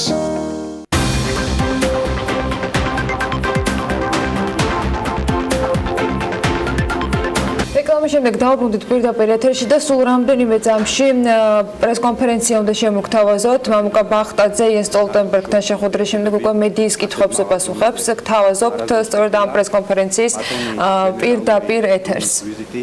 საქართველოში კიდევ ერთი ნათელი დასტურია იმისა, რომ ნატო მხარს უჭერს საქართველოს ალიანსში გაწევრიანებას და გვერდში უდგას ჩვენს ქვეყანას ამ პროცესში.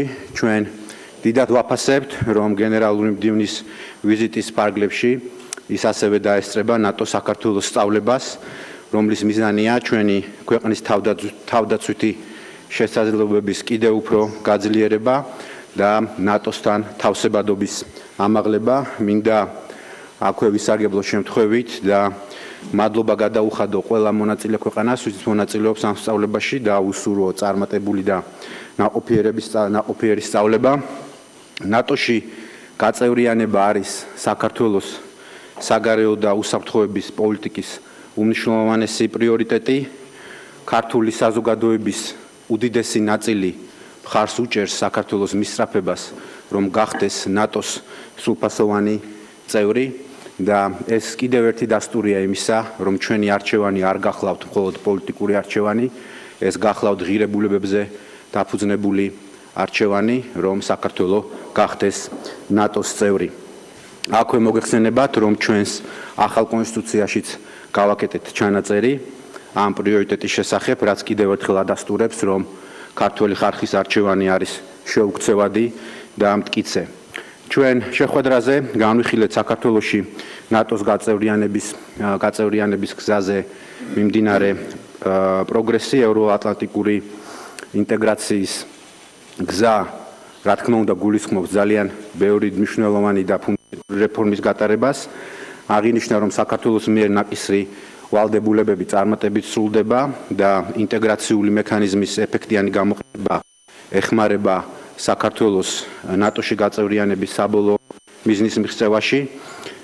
ნატოს მხრიდან კიდევ ერთხელ დადასტურდა ერთგულება იმ გადაწყვეტილების მიმართ, რომ საქართველო გახდება ნატოს წევრი ქვეყანა და კიდევ ერთხელ მსურს მადლობა გადაუხადო გენერალურ მდივანს იმ ძალიან მნიშვნელოვანი მხარდაჭერისადმი, რომელსაც ის ახორციელებს საქართველოს მიმართ. ნატო ყოველთვის ხაზს უსვავს მის მხარდაჭერას საქართველოს ტერიტორიული მთლიანობისა და სუვერენიტეტის მიმართ. ჩვენ ამავე დროს განვიხილეთ ის საკითხები და გამოწვევები, რომელიც უკავშირდება რუსეთის ფედერაციის მხრიდან ჩვენი ორი ისტორიული რეგიონის ოკუპაციას, იმ ძალიან მტკივნეულ გამოწვევებს, რომელიც ჩვენ გვაქვს ამ ტერიტორიაზე ყველა მიმართულებით, მათ შორის ადამიანის ფუნდამენტური უფლებების დარღვევის გამო და ამავე დროს განვიხილეთ ის სამშვიდობო ინიციატივები, რომელიც მომზადებული იქნა საქართველოს მთავრობის მიერ. ჩვენთვის ძალიან სასიხარულოა, რომ შეხვედრაზე აღინიშნა ევროატლანტიკური უსაფრთხოების გამტკიცების საქმეში საქართველოს მიერ შეტანილი მნიშვნელოვანი წვლილი და ყურადღება გამახვილდა ჩვენი მიერი სამხედროების ერთგულებასა და პროფესიონალიზმზე. შეხვედრაზე აქცენტი გაკეთდა ამავე დროს შავი ზღვის უსაფრთხოებაზე. ეს გახლდათ ის მესიჯი, რომელსაც ჩვენ განმავლობაში ვცდილობდით და ვსაუბრობდით ჩვენს მეგობრებთან, რომ შავი ზღვის რეგიონის უსაფრთხოების გარეშე წარმოუდგენელია ნატოს სივრცის მდგრად უსაფრთხოებაზე დაუბარი და ჩვენთვის ძალიან სასიხარულოა, რომ შავი ზღვა უფრო და უფრო პრიორიტეტული ხდება ნატოსთვის. ჩვენ ასევე გავვიხილეთ ბრიუსელის სამიტზე მიღებული გადაწყვეტილებები შავ ზღვაზე საქართველოსთან თანამშრომლობის გაღრმავების საკითხში და ამავე დროს დავსახეთ სამომავლო თანამშრომლობის პერსპექტივები. კიდევ ერთხელ მსურს მადლობა გადაუხადო გენერალურ მდივანს საქართველოში ვიზიტისთვის და ჩვენი ქვეყნის მხარდაჭერისთვის. ბატონი სტოლტენბერგი არის საქართველოს ერთგული მეგობარი და მსურს მას პერსონალური მადლობა გადაუხადო ჩვენი ქვეყნის ერთგული მეგობრობისთვის. დიდი მადლობა. Prime Minister Bakartsta, dear Mamuka, it is great to be back in Tbilisi, back in Georgia, and to meet with you again. I have visited Georgia several times as Secretary General of NATO, and it's always a pleasure to come back. And this time I'm going to visit the NATO Georgia exercise, and just the fact that this exercise is taking place shows that we are stepping up our cooperation within our partnership. And this is the second time that Georgia hosts this important event, demonstrating the ability of the Georgian armed forces to operate side by side with allies and other partners.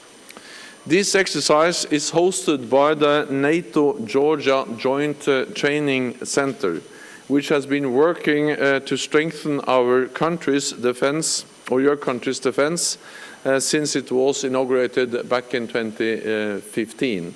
And I was actually there when we inaugurated the center, and it's great to see that the center is now delivering. The center is now playing the key role we hoped it should be when we inaugurated it back in 2015. Georgia is a unique partner for NATO. Last summer in Brussels, all NATO leaders reconfirmed the Bucharest decision from 2008 that Georgia will become a member of NATO. You are the largest non-NATO contributor to our research support mission in Afghanistan. You contribute to our research support mission there, and Georgia also contributes to our NATO response force. And the NATO-Georgia exercise this week demonstrates that we are stepping up our cooperation. Georgia has made a lot of progress in important reforms. პარლამენტის მიერ უსაფრთხოების სფეროს ზედამხედველობის როლი, ასევე სასამართლო სისტემის მიმართულებით გაძლიერდა რეფორმების განხორციელება. იმედი მაქვს, რომ ამ მიმართულებით ძალისხმევა კვლავ გაგრძელდება მომავალში და კიდევ უფრო ეფექტური დაცვის ინსტიტუციები იარსებებს ქვეყანაში. ასევე მივესალმები იმას, რომ თქვენ ვალდებულებად იკისრეთ მთლიანი შიდა პროდუქტის 2% გამოიყოს სახელმწიფო ბიუჯეტიდან თავდაცვის მიზნებისთვის და ეს იქნება ამ თანხის 20% წავა აპარატურაზე და მოდერნიზაციაზე. ეს გააძლიერებს თქვენს სამხედრო ძალებს და რეგიონული უსაფრთხოების პროგრამაში მონაწილეობას. მე მივესალმები ყველა ამ ინიციატივას და მოგიწოდებთ, რომ გააგრძელოთ ამ მიმართულებით მუშაობა და ყველა შესაძლებლობა გამოიყენოთ იმისათვის, რომ ჩვენს ალიანსში ძალიან მკვეთრი როლი იქონიოთ. და საბოლოო ჯამში გახდეთ ჩვენი წევრი. ჩვენ მხარს უჭერთ საქართველოს ტერიტორიულ მთლიანობას და სუვერენიტეტს საერთაშორისო აღიარებულ საზღვრებში. ჩვენ რუსეთს მოუწოდებთ, რომ გაიწვიოს აფხაზეთის და სამხრეთ ოსეთის თავის დამოუკიდებელ სახელმწიფოებად და აღიარების განცხადება და გაიყვანოს ჯარები ამ ტერიტორიებიდან. ჩვენ მივესალმებით შავი ზღვის რეგიონში უსაფრთხოების გაძლიერებულ როლს, ამიტომაც ვაძლიერებთ ურთიერთობებს საქართველოსა და ნატოს შორის და ეს თანამშრომლობა ყველა მიმართულებით გაძლიერდება. სამხედრო ძალები საზღვრებზე, საზღვაო აკრატორიაში ჩვენ ვნახავთ დღეიდან რა შეიძლება გაკეთდეს ამ მიმართულებით აი ამ მრავალეროვნული სწავლების ფარგლებში. ჩემი აი ამ პოზიციაზე ყოფნის პერიოდში აქტიურდება საზღვაო აკრატორიაში მოქმედი სამხედრო დანაყოფები. მე მადლობას გიხდით მასპინძლობისთვის, ვაგრძელებთ მუშაობას იმისაც, რომ საქართველო გახდეს უცილებლად ნატოს წევრი. საქართველო არის ყველაზე მსხვილი მონაწილე ჩვენს ინიციატივებში სამხედროების რაოდენობრივი და რიცხობრივი თვალსაზრისით და იმედი მაქვს, მალე მოგესალმებით ნატოში. მადლობა. კითხვა-პასუხის რეჟიმზე პირველ კითხვას დასვამს საქართველოს საზოგადოებრივი მაუწყებელი. მოგესალმებით, გურამ როგავა. ჩემი შეკითხვა მოგესალმებით, საქართველოს საზოგადოებრივი მაუწყებელი გურამ როგავა. ჩემი შეკითხვა შეეხება საქართველოს ნატოში ინტეგრაციის პროცესს და ამ პროცესში რუსეთის როლს. ჩვენ ვიცით რუსეთის პოზიცია, რომელიც ამბობს, რომ არასოდეს დათანხმდება საქართველოს ნატოში გაწევრიანებას. თავის მხრივ საქართველოს როგორც აღინიშნა აქაც და სხვა საერთაშორისო დონის შეხვედრებზე ასრულებს წარმატებით ნაკის ვალდებულებებს. ჩვენ გვესმის საერთაშორისო პარტნიორებისგან შეფასებები, რომ ახლა დროა საქართველოს მეტად დაუფასდეს ეს მიღწეული პროგრესი. თუმცა როცა ამაზე საუბარი იწყება, კვლავ ჩნდება რუსული ფაქტორი. რა არის გამოსავალი?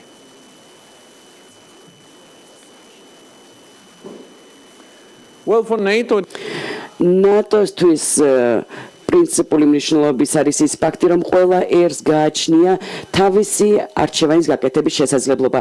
საქართველო არის სუვერენული სახელმწიფო, მას თავად შეუძლია აირჩიოს რა უსაფრთხოების მექანიზმებში გაწევრიანდება, არა მარტო ნატო აცხადებს ამას, არამედ ეს პრინციპი შეთანხმებულია ყველა ერს შორის. რუსეთმაც განაცხადა ამაზე თანხმობა, მან ხელი მოაწერა ჰელსინკის საბოლოო აქტს და ბევრ სხვა დოკუმენტს, სადაც აშკარად და ცხადად არის დადასტურებული, რომ ყველა ერს აქვს საკუთარი მომავლის არჩევის უფლება, სამხედრო ალიანსში გაწევრიანება და ასე შემდეგ. აქედან გამომდინარე, საქართველოს უნდა გადაწყვიტოს რა უნდა მას მომავალში და ჩვენ როცა მზად ვიქნებით თქვენს მისაღებად, სხვას არავის არ ექნება ამ შემთხვევაში გამოკვეთილი აზრი, იმდენად რამდენადაც ჩვენ არ ვაძლევთ ძლიერ სახელმწიფოებს ან ცხულ სახელმწიფოებს მიკერძებული აზრის ქონის შესაძლებლობას. საქართველოსთან მეზობლობა ჩრდილოეთით რა თქმა უნდა გასაგებია, მაგრამ ნორვეგიაც არის მსგავს თქვათ სამეზობლოში. რუსეთი ან ნებისმიერ სხვა სახელმწიფო და ვერ იტყვის მეზობელმა რა უნდა გააკეთოს. 59 წელს გახდა წევრი, სტალინს არ მოეწონა ეს ფაქტი, მაგრამ ალიანსის წევრის ქვეყნები ამბობდნენ, რომ სტალინის ნებას კი არ მიუყვებით, ჩვენ შეთანხმებულად მოქმედეთ, აქედან გამომდინარე ეს შეეხებოდა ნორვეგიას, იგივე მოხდება საქართველოს შემთხვევაშიც. ეს თქვენზეა დამოკიდებული 29 ალიანსის წევრი ქვეყნის და თქვენი გადასაწყვეტია ჩვენ ალიანსში ვთქვით, ყველა მოკავშირე ქვეყანამ გახდა, რომ საქართველო გახდება უცილებლად ნატოს წევრი და რომელიმე ერთი ქვეყნის გადასაწყვეტი არ არის საქართველოს გარეთ, საქართველო გახდება თუ არა ნატოს წევრი. თქვენ უნდა განახორციელოთ რეფორმები, ამაზე ვისაუბრეთ, ზუსტად ჩვენ ამაზე ვმუშაობთ ყოველდღიურ რეჟიმში. მოდერნიზაცია აუცილებელია თავდაცვის სისტემების, სასამართლო სისტემის, ნატოს სტანდარტები უნდა დაკმაყოფილდეს. თქვენ ძალიან დიდი წინსვლა გაქვთ მიღწეული, ჩვენ ამას ვაღიარებთ, ძალიან მოგწონს და მოგიწოდებთ, რომ კიდევ უფრო მეტი გაკეთდეს საქართველოს სასიკეთოდ, ნატოს სასიკეთოდ და ეს იქნება თავსებადობისთვის ძალიან მნიშვნელოვანი. ერთად მუშაობთ ავღანეთში, ნატოს სწავლებებში, დღეს რაც იწყება ერთკვირიანი, ეს ყველაფერი საქართველოს სასიკეთოდ კეთდება. დარწმუნებული ვარ, რომ ალიანსის წევრები და საქართველო გადაწყვეტს, როდის იქნება საქართველო მზად გაწევრიანებისთვის. საცხოვრებთ ამ თემაზე საკუთარ პოზიციის გამოხატვის. დიდი მადლობა ამ შეკითხვისთვის. ჩვენ დღეს კიდევ ერთხელ მოვისმინეთ ძალიან ძლიერი გზავნილები ნატოს გენერალური მდივნის მხრიდან, რომ ნატო ბუნებრივია აგრძელებს ღია კარის პოლიტიკას და თავარი გზავნილი არის ის, სწორედ თუ რაც მოვისმინეთ ჩვენ ეხლა ბატონი სტოლტენბერგისგან, რომ არავის არ აქვს უფლება შეუზღუდოს დამოუკიდებელ სახელმწიფოს, სუვერენულ ქვეყანას თავისი არჩევანი. და ქართველი ერის არჩევანი ეს გახლავთ ნატოში სრულფასოვანი ინტეგრაცია. შესაბამისად ეს არის საქართველოსა და ნატოს წევრ ქვეყნებს შორის მოლაპარაკების და ურთიერთობის საკითხი და არავის არ აქვს უფლება რომ ამაში შეეცადოს შარევა და შექმნას ბარიერები. ჩვენ ვაგრძელებთ ეფექტურად ამ ინტეგრაციის გზაზე სიარულს. ჩვენ გვესმის, რომ ბუნებრივია ერთ დღეში ვერ მოხდება გადაწყვეტილების მიღება, მაგრამ ამავე დროს ჩვენ კიდევ ერთხელ მოვისმინეთ ძალიან ძლიერი გზავნილები, რომ საქართველოს აუცილებლად გახდება ნატოს წევრი. ნატო აგრძელებს ღია კარის პოლიტიკას. მე მინდა კიდევ ერთხელ საზოგადოებას შევახსენო იმ გადაწყვეტილების შესახებ, რომელიც იქნა მიღებული ჩრდილოეთ მაკედონიასთან დაკავშირებით.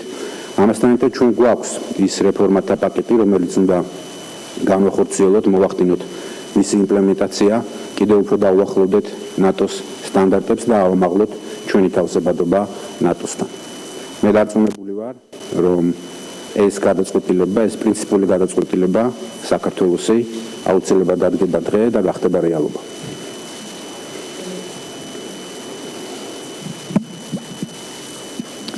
სამაუწყებლო კომპანია რუსთავი ნინო სამყურაშვილი მე ორივე თქვენ განთანმექნება შეკითხვა და დავიწყებ თავდაპირველად შავი ზღვის აუზის რეგიონში ბატონო გენერალურ მდივანო სტაბილურობა და უსაფრთხოება ერთ-ერთი პრიორიტეტი არის ნატოსთვის მათ შორის შავი ზღვის უსაფრთხოების სტრატეგია არის სწორედ ერთ-ერთი პრიორიტეტი რომელიც ამ ბოლო წლებში არის დასახული მისნად ასეთ ვითარებაში რა სიტყოდით თქვენ რამდენად მნიშვნელოვანი არის ისეთი სტრატეგიულად ინფრასტრუქტურად მნიშვნელოვანი პროექტი როგორც არის ანაკლიის პორტი, რომლის აშენებაც იგეგმება საქართველოში და ბატონო პრემიერო, ბატონო მამუკა, თქვენ რა სიტყოდით ამ ნაწილში, როდესაც ბევრი კითხვა გაჩნდა ამ პორტის მშენებლობასთან დაკავშირებით, როგორი არის თქვენი დამოკიდებულება და პოზიცია, სახელმწიფოს პოზიცია ამ პორტის აშენებაზე და მეორე კითხვა, ბატონო გენერალურ მდივანე, ესეც აუცილებლად მინდა გკითხოთ, ეს არის ბოლო არჩევნები, საპრეზიდენტო არჩევნები და ნატოში გაწევრიანების პროცესი სწორედ დემოკრატიული სტანდარტების დაკმაყოფილებასაც გულისხმობს და თუ გავითვალისწინებთ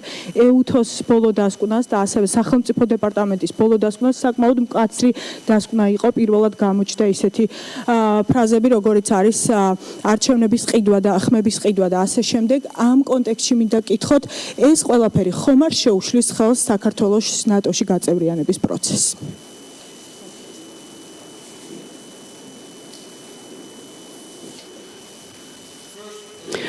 პირველეს ყოვლისა მინდა შავი ზღვის აუზე ჩემი პასუხი გაგაცნოთ ნატოსთვის რა თქმა უნდა მნიშვნელოვანია და საქართველოსთვისაც უნდა გავაცნობიეროთ რომ მნიშვნელოვანი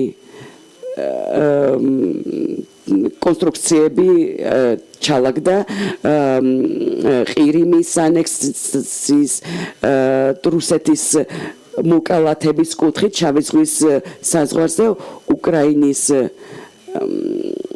საზღვარზე ხომალდები განლაგებულია და ეს მეტყველებს რუსეთის ინტერესებზე ნატო რა თქმა უნდა აცხადებს ინტერესს შავი ზღვის რეგიონში უსაფრთხოებაზე საქართველოსთან გვაქვს ამ საკითხებზე საუბარი ჩვენ ნატოს უფრო მეტი საზღვაო ხომალდები გვაქვს უფრო მეტი სამხედრო თანამშრომელი გვყავს მათ შორის რუმინეთში და სხვა ქვეყნებში და პარტნიორებთან მუშაობთ მათ შორის საქართველოსთან შავი ზღვის უსაფრთხოების საკითხებზე ჩვენ პრინციპში ორი ხომალდია ნატოს ორი ხომალდია შავი ზღვის აკვატორიაში ერთი დიდი ბრიტანეთიდან მეორე არის ფრანგული ხომალდი რამოდენიმე დღის წინ რამოდენიმე ხომალდი ნატოს ხომალდი მონაწილეობას იღებდა პოსეიდონის სწავლებაში პოსეიდონის სახელწოდებით ცნობილ სწავლებაში იმის თაობაზე თუ როგორ შეიძლება განაღმა მოხდეს აკვატორიაში შავი ზღვის აკვატორიაში და მნიშვნელოვანი აქცენტები კეთდება თურქეთზე ბულგარეთზე რუმინეთზე რომლებიც რა თქმა უნდა შავი ზღვის მოსაზღვრეები არიან ჯამში შეიძლება ითქვას რომ გაზრდილია ჩვენი აქცენტები შავი ზღვის რეგიონში საქართველოსთან მუშაობთ ამ საკითხებზე რომ გამოწვევები რასაც ხედავთ იქნეს დაძლეული და თანამშრომლობა გრძელდება საქართველოს საზღვაო ნაწილთან იმისაც რომ ჩვენ უფრო მეტი შევძლოთ საქართველოსთან თანამშრომლობის კუთხით თავდაცვის უნარიანობის გაზრდის მიზნით. რაც შეეხება არჩევნების საკითხს მე გავეცანი ეუთოს ანგარიშს იქ აქცენტი არის გაკეთებული იმაზე რომ განგრძობითი უნდა იყოს რეფორმები უწყვეტი უნდა იყოს რეფორმები იმისაც რომ უმაღლესი სტანდარტი დაკმაყოფილდეს ქვეყანაში ეს ყოველთვის მნიშვნელოვანია საქართველოსთვის კარგია და ნატოში გაწევრიანებისთვისაც აი ამ გზაზე რა თქმა უნდა კარგია და ევროკავშირში ინტეგრაციის კუთხითაც კარგია. ჩვენ ძალიან გვსურს ვიხილოთ კიდევ უფრო მეტი წინსვლა ამ რეფორმების ფარგლებში და გაძლიერდეს თქვენი დემოკრატიული ინსტიტუტები განსაკუთრებით არჩევნების წარმოების კუთხით. ეს არის პირდაპირ ეთერი პრესკონფერენციიდან, რომელსაც საქართველოს პრემიერ-მინისტრი და საქართველოში ვიზიტად მყოფი იენს სტოლტენბერგი მართავენ. რა თქმა უნდა, ყველა დეტალს ამ ვიზიტთან დაკავშირებით პირველი საინფორმაციო გუნდი მთელი დღის განმავლობაში აუცილებლად მოგაწვით. ჩვენ კი ერთგვარად ევროკავშირის და ევროპასთან სიახლოვის თემაზე უნდა გავაგრძელოთ საუბარი. ტრადიციულად საქმიანად საქართველოში ევროკავშირის დაძმობილების ახალი პროექტი ფინანსური აღრიცხვის და აუდიტის ხარისხის ამაღლება დაიწყო, რომლის მთავარი პარტნიორი ქვეყანა საბერძნეთია. მიზანი ცნობილია, ევროკავშირის დაძმობილების პროექტმა მნიშვნელოვანი წვლილი უნდა შეიტანოს ფინანსური აღრიცხვის ანგარიშგებისა და აუდიტის ხარისხის ამაღლების პროცესში.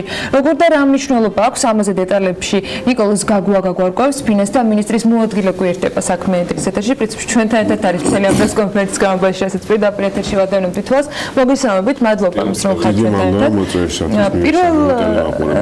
მოგესალმებით კიდევ ერთხელ. პირველ რიგში თავად ამ აღრიცხვენებასთან დაკავშირებით გითხავთ. პირველ ეტაპზე მსხვილმა კომპანიებმა უკვე წარმოადგინეს 2017 წლის აუდირებული მონაცემები და გვაქვს წვდომა კონკრეტულ მისამართზე მათთან. ძალიან საინტერესო რეიტინგი ექნება ხუთაშორის ამ ინფორმაციას დაყრდნობით Forbes სულ ცოტა ხანში მომდევნო თვის ნომერში. მეორეს მხრივ თავად კომპანიების საჭიროებები რა გამოიკვეთა ფინანსთა სამინისტროსთან ექნებოდათ მათ კომუნიკაცია და რას გულისხმობს დამხმარე პროექტი, რომელიც ევროკავშირმა შემოგთავაზათ. კიდევ ერთხელ დიდი მადლობა გადაცემაში მოწვევისათვის.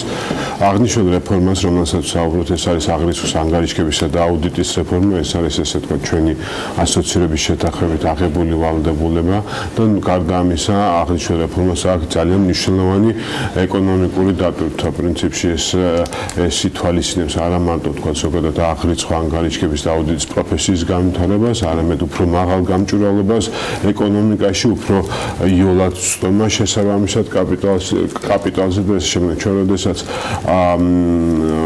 შეფასებებს ვახორციელებთ, თქვათ იგივე საპროცედურო ქვეყანაში არსებული საპროცედურო განაკვეთებთან დაკავშირებით, ერთ-ერთი ყველაზე მნიშვნელოვანი კომპონენტი, ესე ვთქვათ, ამ განსხვავებისა, რომელიც არის დეპოზიტებსა და სესხებს შორის, რომელიც თვით რომ მაღალი, ერთ-ერთი ყველაზე მაღალი ფაქტორი აქვს ინფორმაციის ნაკლებობას განფინანსებულ კომპანიებზე, სანდო ინფორმაციის ნაკლებობას საბანკო სექტორის მხრიდან.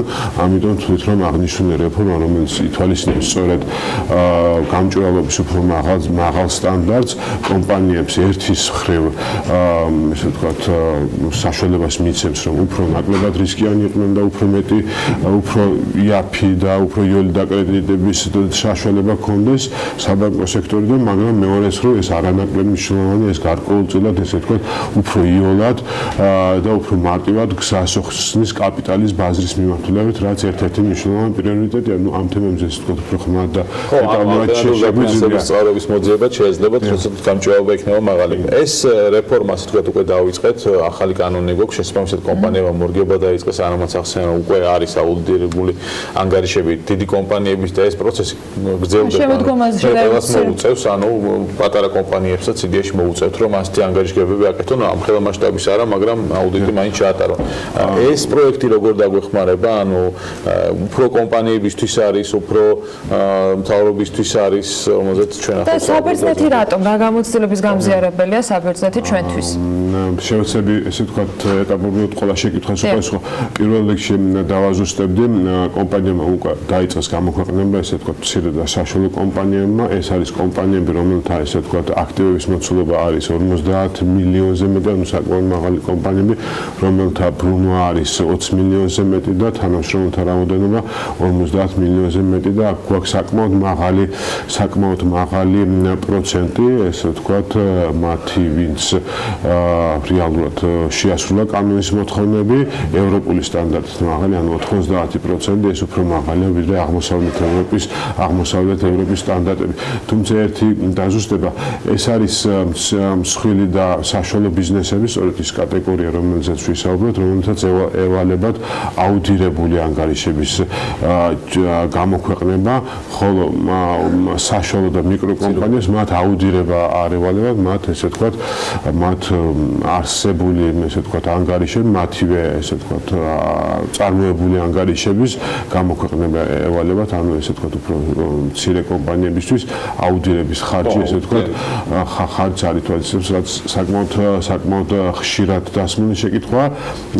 ვთვლით, რომ იმ შეკითხვას უფრო მეტად ეს ვისთვის არის მნიშვნელოვანი, ზოგადად ვთვლით, რომ ეს საბოლოო ჯამში კომპანიების უფრო მაღალ ზრდაზე უნდა აისახოს, ეს საბოლოო ჯამში ესე ვთქვათ ამ ინფორმაციის მომხმარებლები შეიძლება გარკვეულწილად მთავრობაც იყოს, მაგალითად იმისათვის, რომ შეაფასოს რისკიანობის მიხედვით პირობითად საგადასახადო შემოწმებები, ეს დამატებით ინფორმაცია იქნება, რაც იმას მიუთითებს, რომ უფრო განიტვირთება აღნიშნული შემოწმებები და ნაკლებ რისკიანები უფრო ნაკლებ კითხვა მდგომარეობს ამ დაძმობილების პროექტს რა თქვა დახმარება ექნება, თორემ ეს თქვა ანგარიშგებების გასაჭიროება ძალიან მნიშვნელოვანი და საჭირო არის.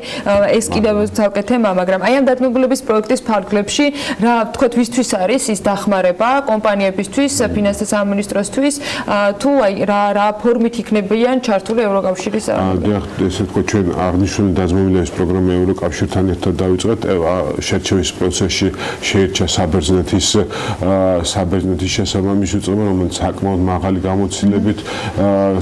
მაღალი გამოცდილება აქვს და ესე ვთქვათ, რეფორმის შედარებით უფრო ახალი და ბოლო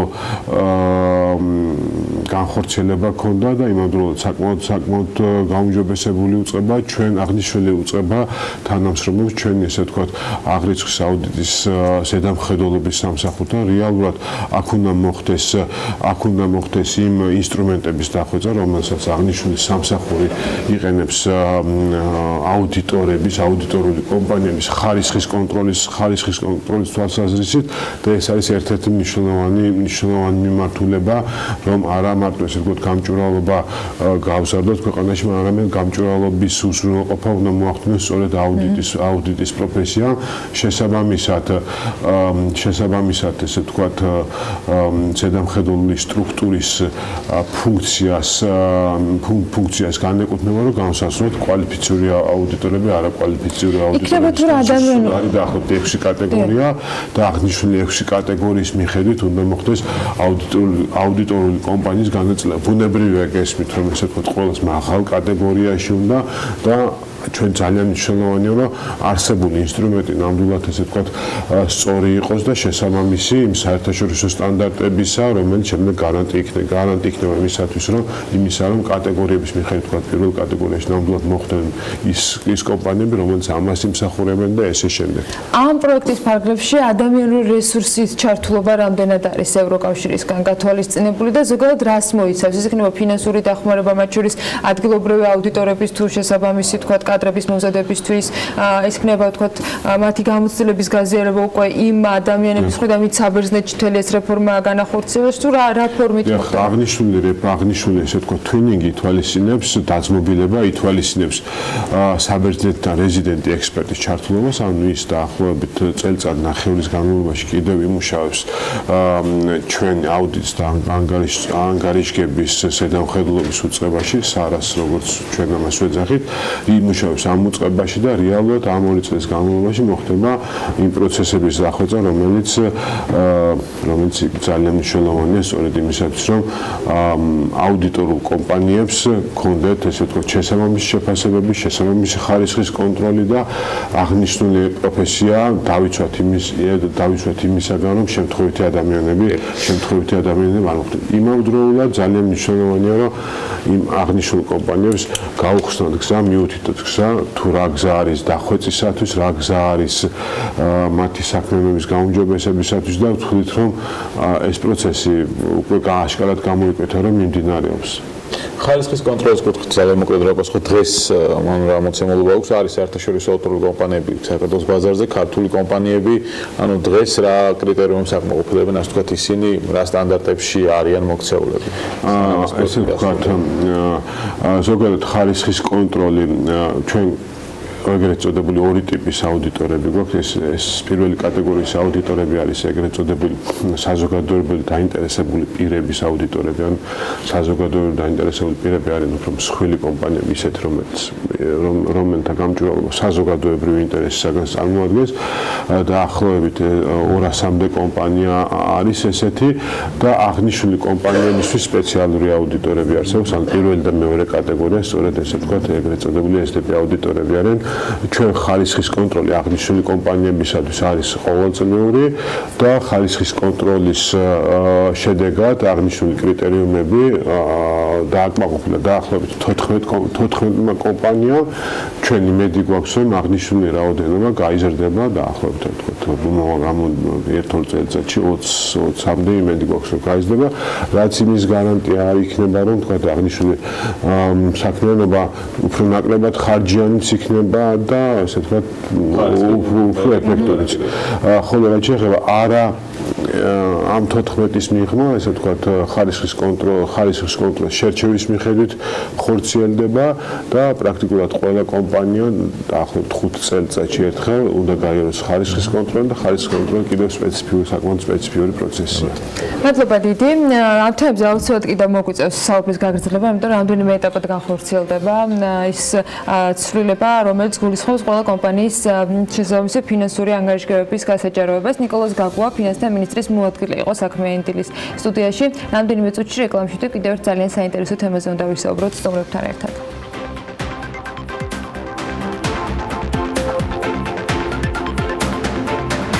ახლა უკვე დროა საქმიანი დილის ეთერში სამუშაოს მაძებლებისათვის თუ უკვე საქმიანი ენტერპრენერებისათვის განსაკუთრებით საინტერესო რჩევები და რეკომენდაციები მოვისმინოთ და ჩვენ ტრადიციული პარტნიორები წარმოგვიდგენენ მას. სტუდიაში შემოგვიერთდნენ ანი ნავდარაშვილი, HR Hub-ის დამფუძნებელი და ანი გზირიშვილი, ასევე HR Hub-ის დამფუძნებელი. სტუმრებს კი თავად წარგვიდგენენ. მოგესალმებით. ანა, მადლობა წარდგენისთვის. დღეს HR Hub-ის რუბრიკის დებიუტია. ჩვენ კი წამყვანების ამპულაში პირველად წავდექით მაყურებლის წინაშე. რუბრიკაში გავაშუქებთ დასაქმების ამბებს. ვისაუბრებთ ყველაზე მოთხოვნადი ვაკანსიების შესახებ და შეგახედებთ HR-ის შიდა სამზარეულოში. დღეს კი ერთ-ერთ ყველაზე აქტუალურ თემას შევეხებით. ვინ გინდა რომ გამოხვიდე? ეს კითხვა ალბათ ყველა ჩვენგანისთვის დაუსვამთ ბავშვობაში. როგორ ირჩევენ პროფესიებს საქართველოში, რომელია ყველაზე მოთხოვნადი ფაკულტეტები და რა როლი აქვს ოჯახს პროფესიის არჩევისას? ამ თემებზე სასაუბროთ სტუდიაში მოვიწვიეთ საქართველოს უნივერსიტეტის რექტორი ბატონი კონსტანტინე თოფურია და ფსიქოლოგი ზურაბ მხეიძე. დიდი მადლობა სტუდიაში მობრძანებისთვის.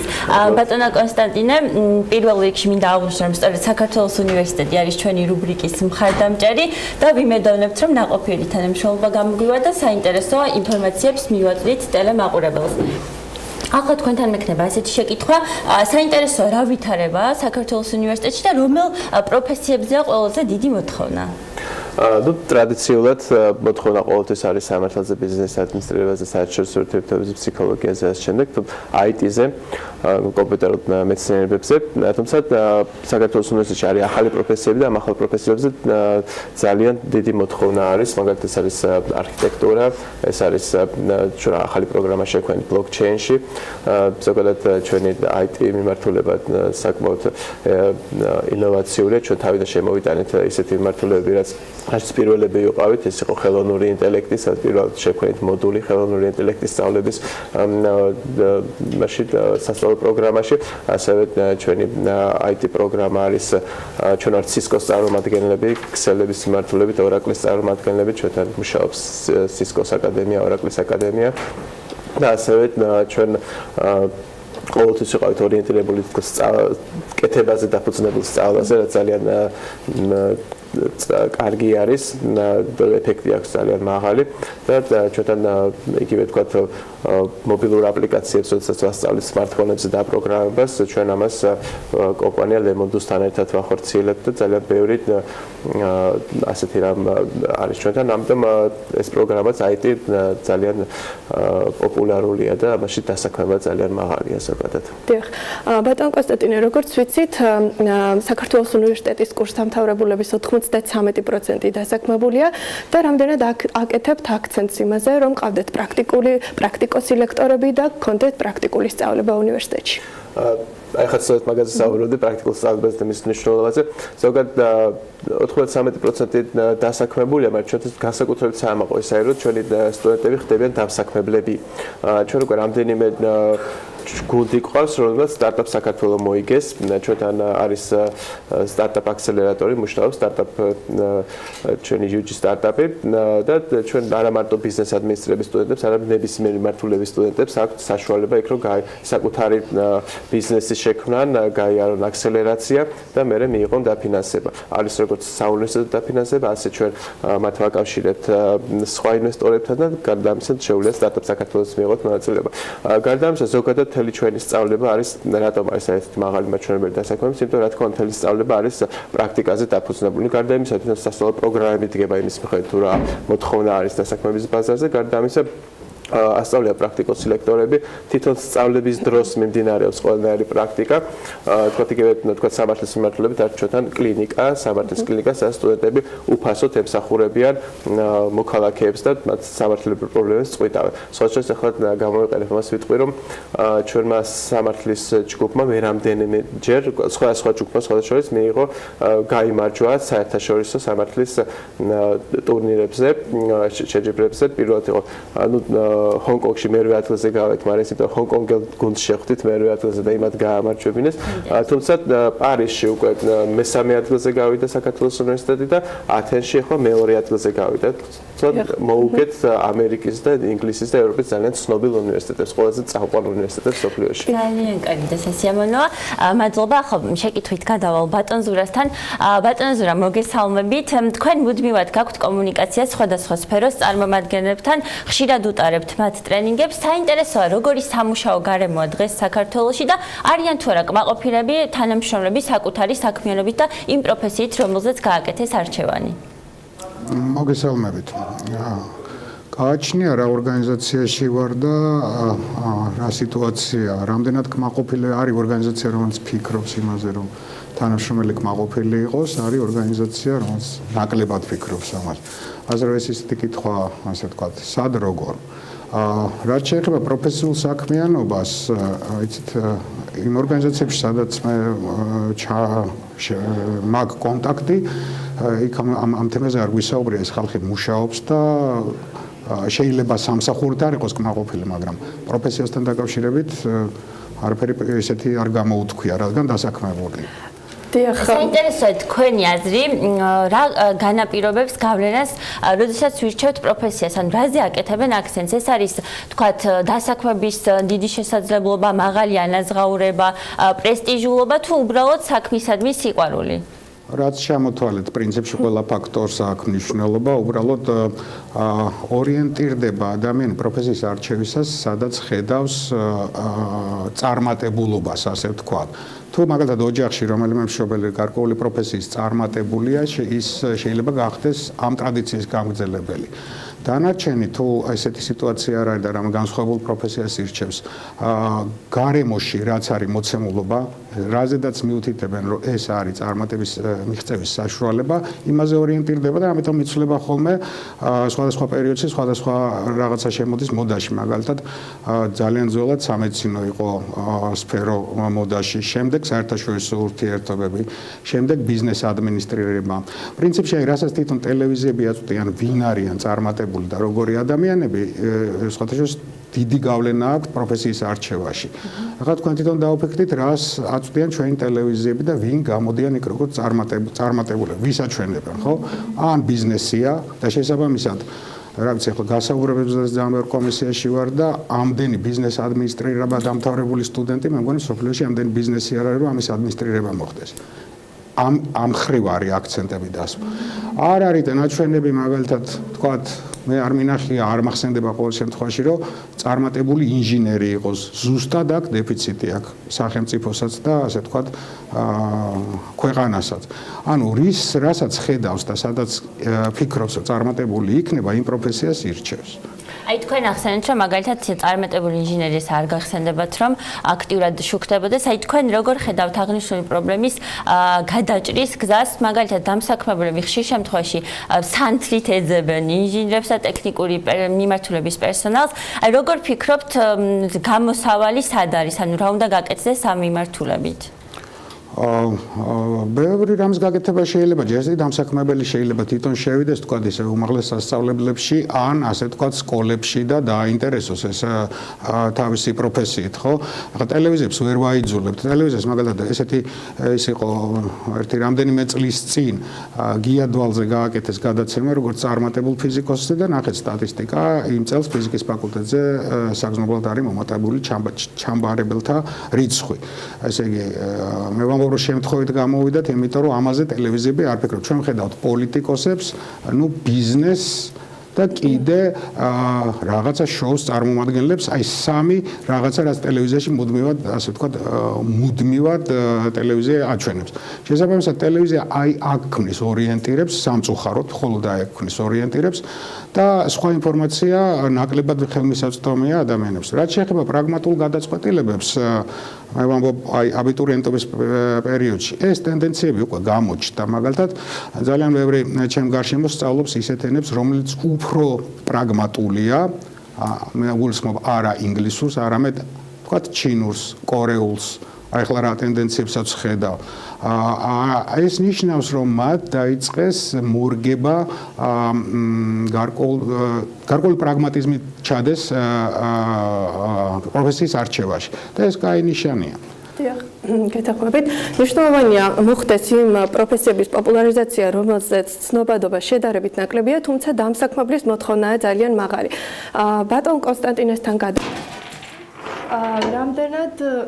რამდენად იკვლევთ დამსაქმებლის მოთხოვნებს და რამდენად შესაბამისია თქვენი პროგრამები დამსაქმებლის მოთხოვნებთან?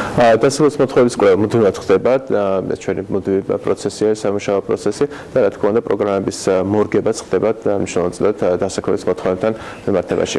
ზოგადად რაც შეეხება ეს რამოდენიმე სიტყვით მიმართავდი ჩვენ აბიტურიენტებს, პირველი ვიტყვით რომ რა თქმა უნდა არც ერთი აბიტურიენტი არ უნდა ფიქრობს და არც ფიქრობს იმის შესახებ რომ ჩემ ქვეყანაში რა პროფესია არის დეფიციტური, რომ მე შევავსო ქვეყნის ეს თქვა ნაკლოვანებაო, ყველა გამოდის თავისი პირადი ინტერესიდან, რომ მე ის ადვილად დასაქმდეს.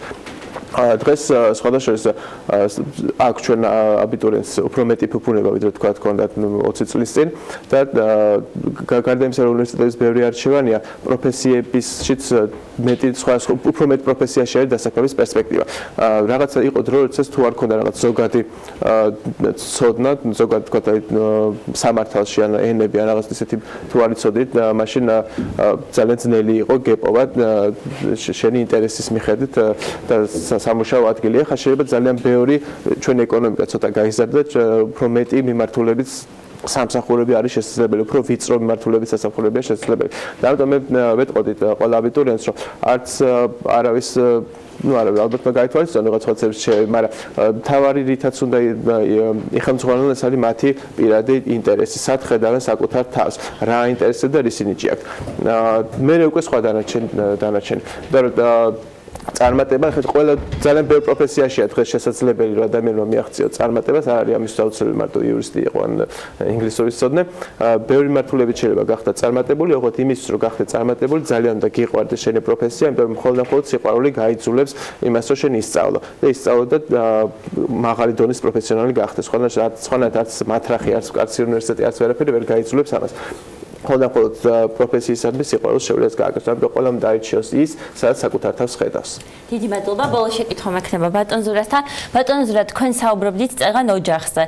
მოგეხსენებათ ხშირ შემთხვევაში პროფესიას ადამიანები აკეთებენ ოჯახის დაჟინებული მოთხოვნის შესაბამისად. მაგალითად, ადამიანს სურს გახდეს მსახიობი, თუმცა აბარებს იურიდიულზე. აი კიდევ ერთხელ რომ ვისაუბროთ, რა გავლენა აქვს ოჯახს პროფესიის არჩევისას და აქვე აი რას ურჩევდით მოზარდებს, რომ არ მოექცნენ ოჯახის გავლენის ქვეშ, მაშინ როცა ფინანსურად არიან დამოკიდებული ოჯახზე და მათ არ შეუძლიათ რომ თავად დააფინანსონ საკუთარი სწავლა განათლება. რა რჩევებს მისცემდით მათ?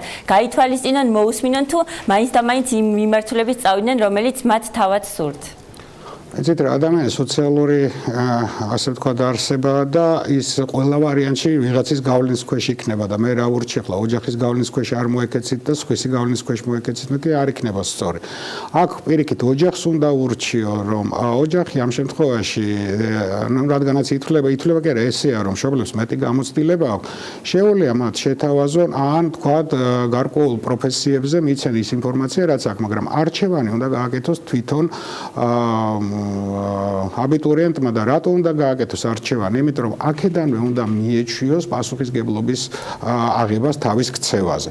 ჩვენ თუ ჩავერევით, ჩვენ თუ ვეთქვით საჩააბაროს, ჩვენ თუ გავაკეთებთ ისე, ხო, ის აქედანვე ვაფუჭებთ და მას როგორც პიროვნებას ვერ ჩამოვაყალიბებთ. ეხლა რაც შეეხება იმას, თქვა პროფესია აირჩია არასწორად და შეეშალა. ეხლა საერთოდ არ არის ეგ პრობლემა, ხო?